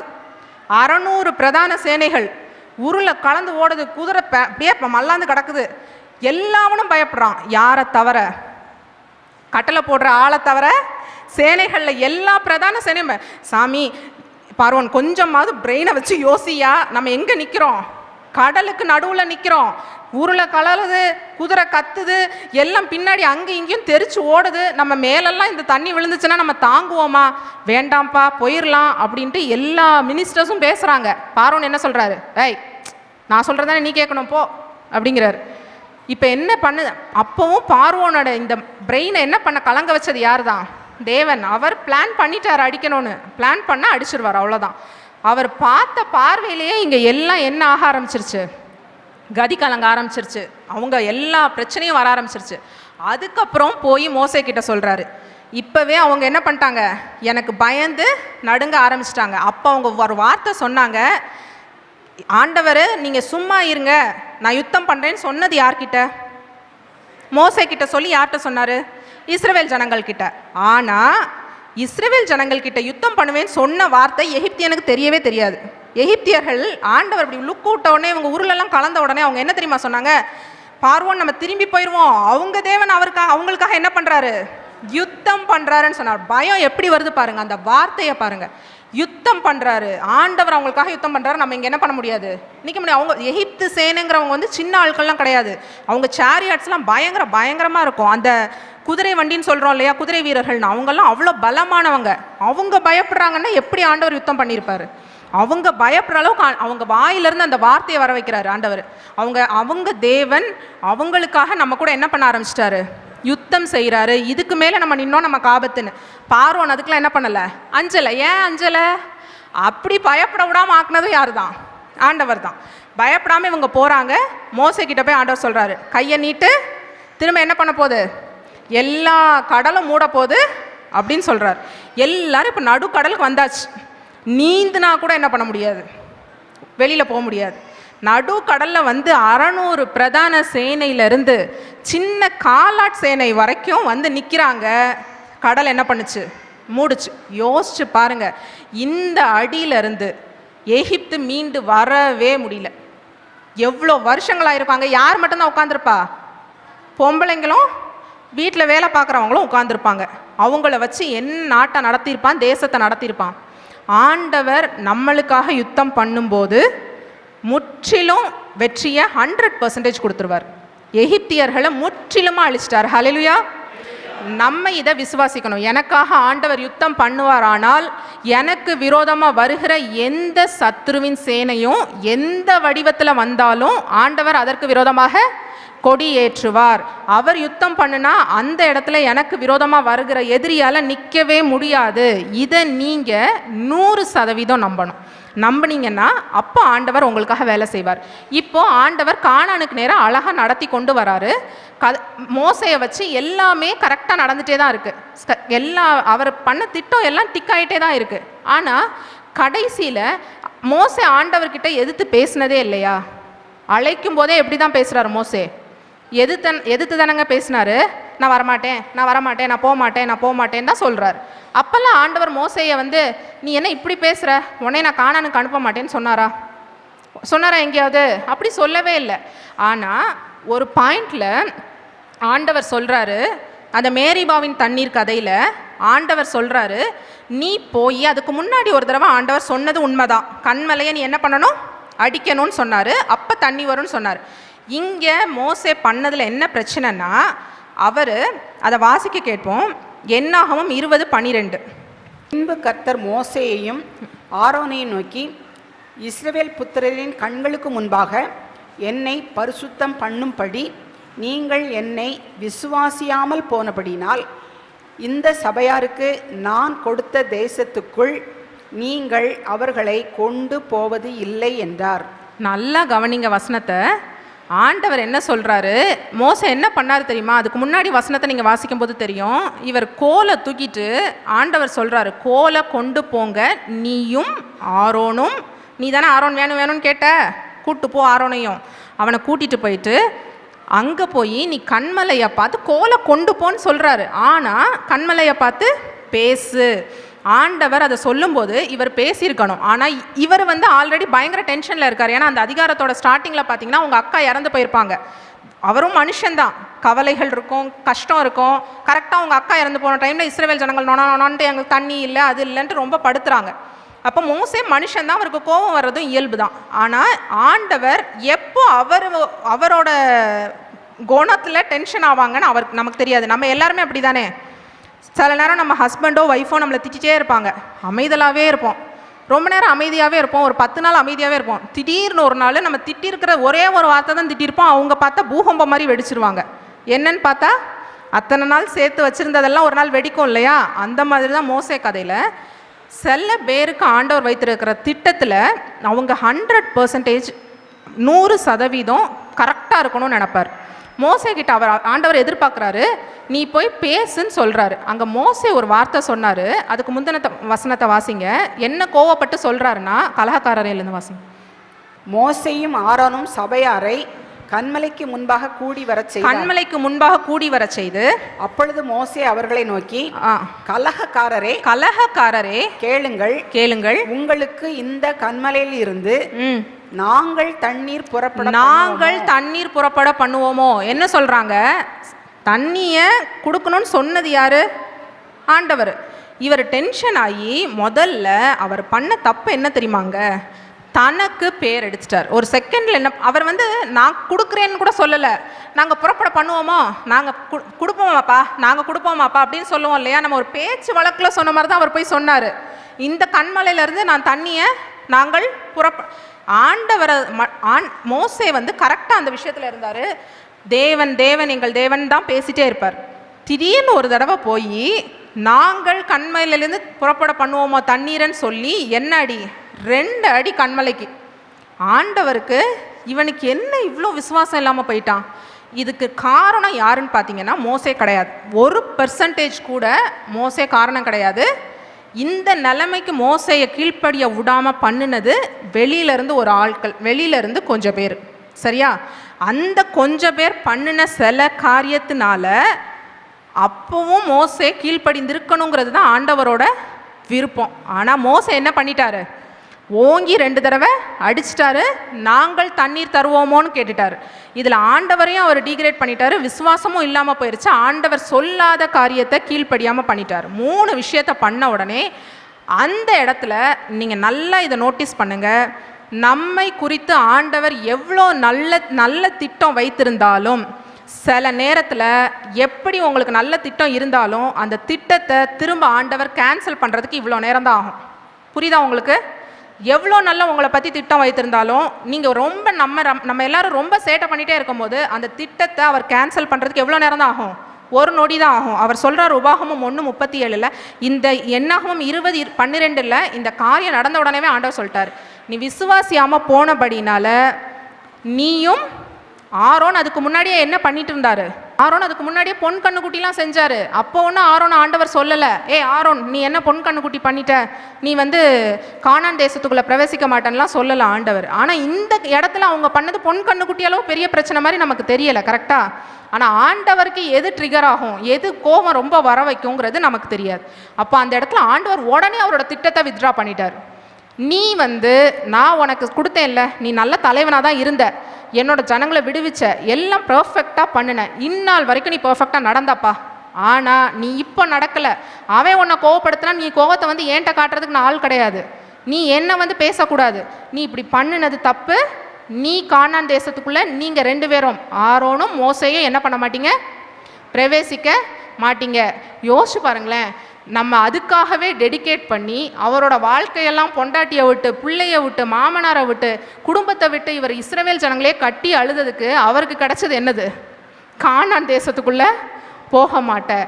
அதனால் நம்ம ஒரு நிமிஷம் நல்லா புரிஞ்சுக்கணும். ஆண்டவர் எந்த நேரத்தில் வேணாலும் அவர் வைத்திருக்கிற திட்டத்தை கேன்சல் பண்ணிடுவார், மாற்றிடுவார். அதை நம்ம பண்ணிட்டோன்னா அதுக்கப்புறம் வருத்தமும் சஞ்சலமும் நமக்கு நிறையா இருக்க வாய்ப்பு இருக்குது. முடிந்த வரைக்கும் நம்ம ஆண்டவரோட திட்டத்தில் ஃபோக்கஸ்டாக இருக்கணும், கரெக்டாக போயிட்டே இருக்கணும். ஆண்டவர் ஒரு திட்டத்தை வைத்திருக்கிறாருன்னா எப்போவுமே நல்லா ஞாபகம் வச்சுக்கோங்க, உங்களோட வாழ்க்கையில் பெரிய பெரிய டெசிஷன் எடுக்கும்போது, பெரிய டெசிஷன், புரியுதா நான் பேசுகிறது? பெரிய முடிவுகள், குழந்தையிலேருந்து என்னெல்லாம் பெரிய முடிவுகள், இது நிறையா தடவை சொல்கிறது தான். நான் யூத் மீட்டிங்லலாம் நிறையா தடவை சொல்லியிருக்கேன். உங்கள் வாழ்க்கையில் நீங்கள் பெரிய டெசிஷன் எடுக்கும்போது பெற்றோர்கள் உங்களோட குடும்பங்களுக்கு ஒரு நல்ல திட்டங்களை செயல்படுத்தணும்னு நினைக்கும் போது, ஒரு வீடு வாங்குறீங்களா, ஒரு நிலம் வாங்க போகிறீங்களா, ஒரு வாகனம் வாங்க போகிறீங்களா, ஒரு பெரிய நம்மளோட வாழ்க்கைக்கு ஆசீர்வாதமான காரியம்னு நினச்சி நீங்கள் ஒன்று பண்ண போகிறீங்களா, முதல்ல ஆண்டவரோட பாதத்தில் போய் உட்காருங்க. ஆண்டவரோட பாதத்தில் உட்காந்து ஆண்டவர்கிட்ட சாமி கேளுங்க, ஆண்டவரே என்ன குறித்து உங்களோட திட்டம் என்ன, நான் இதை செய்கிறேன்னு நினைக்கிறேன். நம்ம செய்யலான்னு ஆசைப்படுறதுக்கு ஆண்டவர் அதை திட்டவே போகிறது கிடையாது. நம்ம செய்யலான்னு என்ன வேணால் ஆசைப்படலாம் ஆண்டவர்கிட்ட ஏசப்பா எனக்கு இது இப்படி இருக்குது, அது பிடிச்சிருக்கு, அது பிடிக்கல, இது இப்படி இருக்குது, நான் என்னோட ஆசை இந்த வீடு தான், எனக்கு 3 மாடி கரெக்டாக இருக்கணும், வீட்டுக்குள்ளவே படி இருக்கணும், எல்லா ஆசை வேணாலும் நம்ம படலாம். ஆண்டவர் ஆசைப்படுறதுக்கு அடிக்க போகிற ஆண்டவர் கிடையாது. ஆனால் கடைசியில் ஜெபத்தை என்னன்னு சொல்லுங்கள், இவ்வளோ ஆசைகள் இருந்தாலும் எனக்கு என்னது தான் வேணும், உங்கள் திட்டத்துக்கு என்ன 100% ஒப்பு கொடுக்குறேன் சுவாமி அப்படின்னு சொல்லும்போது நம்மளோட வாழ்க்கை ரொம்ப பாதுகாப்பான கைகளில் இருக்கும். நம்ம மைண்டை போட்டு கஷ்டப்படுத்தி நான் ஒரு பிளானை வச்சுட்டு அதை ஆண்டவர்கிட்ட திணிச்சிட்டு அதை பண்ணணுன்னா நம்ம லைஃப் ரொம்ப கஷ்டமாக இருக்கும். இஸ்ரவேல் ஜனங்களில் இவ்வளோ கஷ்டப்பட்டு நடத்தி மோசே கடைசியில் என்ன பண்ண முடியல, கானான் தேசத்தை பார்க்க முடியல. அது வரைக்கும் காலேபையும் ஜோஷுவாவையும் எங்கேயாவது பெருசாக போட்டிருக்கா? நீங்கள் வாசிச்சு பாருங்கள், வீட்டில் போய் யாத்ராகமும் என்னாகமும் உபாகமும் 3 வாசிச்சு பாருங்கள். காலேபையும் ஜோஷுவாவையும் அப்பொழுது மோசே பிரதியுத்தரமாக, கர்த்தர் மோசேக்கு பிரதியுத்தரமாக இப்படிலாம் போட்டிருக்க இடத்துல எங்கே 2-3 இடத்துல அங்கங்கே ஜோஷுவா காலேபுன்னு இருக்கும். ஆனால் எங்கே இருந்தாங்கன்னே ஆள் அடையாளம் இல்லாமல் இருந்தாலும் ஆண்டவரோட திட்டத்தில் கரெக்டாக இருந்த அந்த 2 பேர் மாத்திரம், இஸ்ரவேலிருந்து ஆண்டவர் அவ்வளோ ஆசாசியாக என் ஜனங்களை கானானுக்கு கூட்டிகிட்டு வந்த ஆண்டவரை இவங்க முறுமுறுத்ததுனாலையும் ஆண்டவரோட திட்டத்துக்கு இடம் கொடுக்காததுனாலையும் இஸ்ரவேல் ஜனங்கள் அவ்வளோ பேர் வந்ததில் 2 யோசுவாவும் காலேபும் மட்டும்தான் கானான் தேசத்துக்குள்ளே போனாங்க. நம்ம அந்த யோசுவாவும் காலேபாவும் இருக்கணும்னு நான் ஆண்டவர்கிட்ட ஜெபிக்கிறேன். நீங்களும் அதை தான் ஜெபிக்கணும். நம்ம வந்து சர்ச்சுக்கு நிறையா வருஷம் வர்றதுல எந்த பிரயோஜனமும் கிடையாது. முதல்ல ஆண்டவரோட காரியங்களில் எப்படி ஆண்டவர் சமூகத்தில் உட்காரணும்னு தெரிஞ்சுக்கணும். ஆண்டவரையே போட்டு நம்ம ஒரு டென்ஷன் பண்ணோன்னா ஆண்டவர் ஒரு பாயிண்டில் போய் தொலைன்ட்டு விட்டுருவார். திட்டத்திலேருந்து நீ விலகிறதுக்கு இங்கேயும் அங்கேயும் இழுத்துக்கிட்டே இருந்தேன்னா நீ போ, என்னமோ பண்ணு, உன் வேலையை பாரு, நான் ஒன்றும் பண்ண முடியாது இனிமேல் ஒன்றன்றவர்.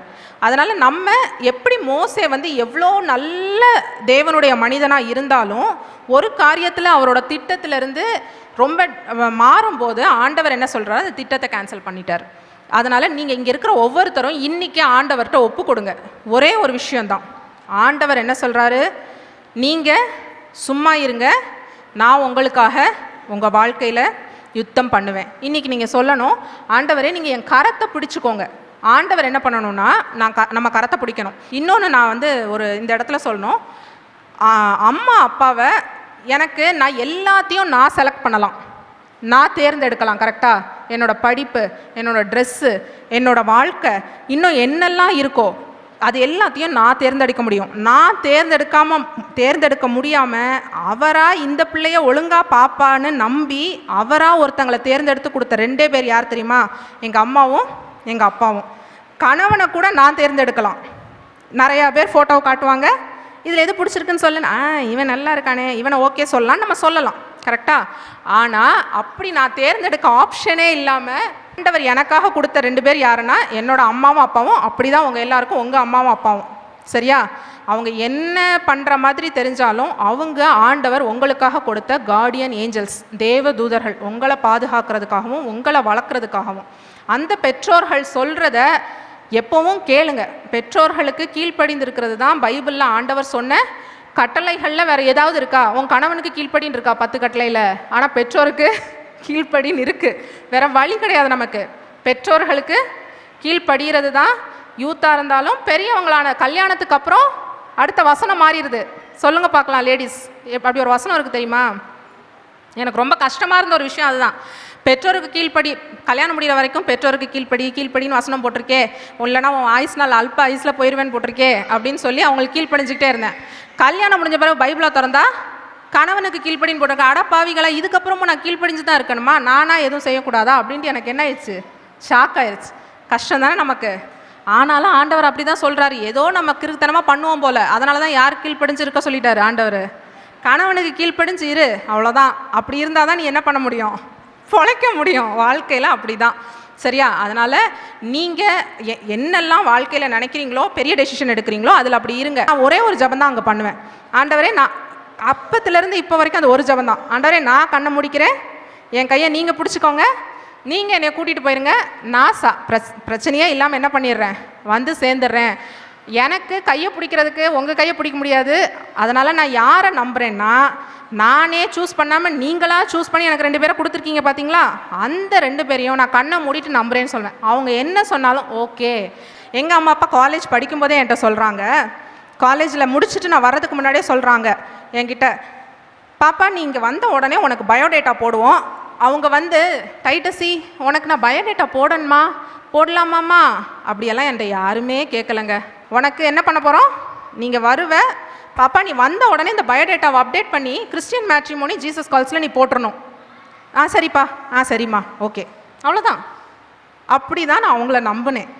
அப்புறம் அவங்க என்னெல்லாம் சொல்கிறாங்களோ, இதுதான் இந்த பையன் நல்லா இருக்கா, ஓகே, ஓகேம்மா, இந்த பையன் நல்லா இருக்கு, பாப்பா இதுக்கு இன்ட்ரெஸ்ட் கூட. எங்கள் அப்பா தான் என் பக்கத்தில் உட்காந்துருப்பாங்க, கம்ப்யூட்டரில் வேலை பார்க்குறது மட்டும்தான் நானாக இருப்பேன். என் மூளை யாராக தான் இருப்பாங்க, எங்கள் அப்பாவாக தான் இருப்பாங்க. இந்த பையனுக்கு ஓகே கொடு, இன்ட்ரெஸ்ட் கொடு, இந்த பையனுக்கு இன்ட்ரெஸ்ட் கொடு, இவனை நாட் இன்ட்ரெஸ்ட் கொடு. ஐயோ என்னடா இது, நம்ம எதுவுமே ஓகே சொல்கிறதுக்கு இல்லையா வாழ்க்கையில், எல்லாமே இவங்க தான் பார்க்குறாங்கன்ட்டு. ஆனால் இப்போ நான் ஆண்டவருக்கு கோடி நன்றி சொல்கிறேன். நானாக ஒருத்தனை செலக்ட் பண்ணியிருந்தேன், என் வாழ்க்கை நாசமாக போயிருக்கும். நல்ல வேலை இவங்களை நம்பி அவங்க சொன்னது எதாக இருந்தாலும். இன்னொன்று நல்லா புரிஞ்சுக்கங்க, எனக்கு ஆசை வார்த்தைகள் காட்டுறதுக்கு நமக்கு நம்மளை பிடிச்சவங்க வந்து என்ன சொல்லுவாங்க, நமக்கு உங்களை ரொம்ப பிடிச்சிருக்கு அப்படி சில பசங்க சொன்னாங்க. நான் 80 லட்சம் இப்போ 80,000 வாங்கிட்டு இருக்கேன், இன்னும் கொஞ்சம் நாளில் எனக்கு 1 லட்சம் ஆகிடும், நம்ம 2 பேரும் வாழ்க்கையை பிளான் பண்ணோன்னா பயங்கரமாக ஆகிடலாம், நீ இந்த வேலைக்கு போயிடுவேன், நான் இந்த வேலைக்கு போயிடுவேன், இன்னும் 4 வருஷத்தில் வீடு கட்டிடலாம், அப்படிலாம் வந்து கதை விட்டானுங்க. நான் நினச்சேன், டேய் நீ விடுற கதை இப்போவே எனக்கு எப்படி இருக்குது, பயமாக இருக்குது. நீ வந்த உடனே என்ன பண்ணுவ, நீ 40,000 சம்பாதிக்கலைன்னா போயிரு, வீட்டில் விட்டு போயிருன்றவ, உன்னையெல்லாம் கல்யாணம் பண்ணி நான் வாழ முடியாதுப்பான்னு சொல்லி எல்லா பெரிய விஷயங்கள்லையும் ஆண்டவருக்கு நேராக நான் என்னை தாழ்த்தி அங்கே போய் உட்காந்துருவேன். அது ஒன்று தான் எனக்கு தெரியும். ஆனால் ஆண்டவர் எனக்காக வைத்திருக்கிற திட்டங்களை நான் இப்போ நினச்சி பார்க்கும்போது, ஒவ்வொரு தடவை ஆண்டவர்கிட்ட போய் டெய்லி உட்காரும்போது எனக்கு கண்ணீரை தவிர வேறு எதுவுமே வராது. ஆண்டவரே, நீங்கள் இவ்வளோ நல்லவராக இருக்கீங்களே, நான் இவ்வளோ மோசமானவளாக இருக்கேனே. நீங்கள் இவ்வளோ உண்மை உள்ளவராக இருக்கீங்களே, நான் இவ்வளோ மோசமான உண்மையே இல்லாமல் இருக்கேனே. நீங்கள் எனக்காக இவ்வளோ பொசசிவாக இருக்கீங்களே, என்னை யார்கிட்டையும் விட்டு கொடுக்க மாட்டேங்கிறீங்களே, ஆனால் நான் உங்களை எல்லாருக்கிட்டையும் விட்டு கொடுத்துட்டே இருக்கேனே அப்படின்ட்டு அந்த கஷ்டம் மட்டும்தான் இருக்கும். அப்போது நீங்கள் இன்றைக்கி ஒரு முடிவு பண்ணுங்கள், ஆண்டவரே என் கையை நீங்கள் பிடிச்சிக்கோங்க, நான் என்ன பண்ணிக்கிறேன், கண்ணை மூடிக்கிறேன், நீங்கள் என்ன செய்யணும், என்னோட நினைவுகள், என்னை பற்றி உங்களுக்கு என்ன நினைவுகள் இருக்கோ அதை செய்கிறதுக்கு இன்றைக்கி நான் ஒப்பு கொடுக்குறேன்னு நம்ம ஜெபம் பண்ண போகிறோம். அது ஒன்று தான் இன்றைக்கி நம்ம ஜெபம். எல்லாரும் முட்டு போடுங்க. நீங்கள் இன்றைக்கி ஒப்பு கொடுத்து ஜெபம் பண்ணுங்கள்.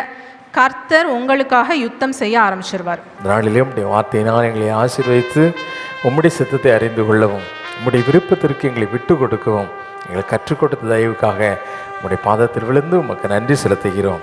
தொடர்ந்து உம்முடைய பாதையிலே உமக்கு விருப்பமான வழியிலே நடக்க எங்களுக்கு கிருபை செய்யும். இந்த நாளை ஆசீர்வதித்ததற்காக உமக்கு ஸ்தோத்திரம். தொடர்ந்து இந்த வாரம் முழுவதும் எங்களோடு கூட இரும். இயேசுவின் நாமத்தில் ஜெபிக்கிறேன் பிதாவே, ஆமேன், ஆமேன். நம்முடைய கர்த்தராகிய இயேசு கிறிஸ்துவுடைய கிருபையும், பிதாவாகிய தேவனுடைய அன்பும், பரிசுத்த ஆவியினுடைய அந்யோன்ய ஐக்கியமும் இன்றும் என்றும் சதா காலங்களிலும் நம் அனைவரோடு கூட இருப்பதாக. ஆமென்.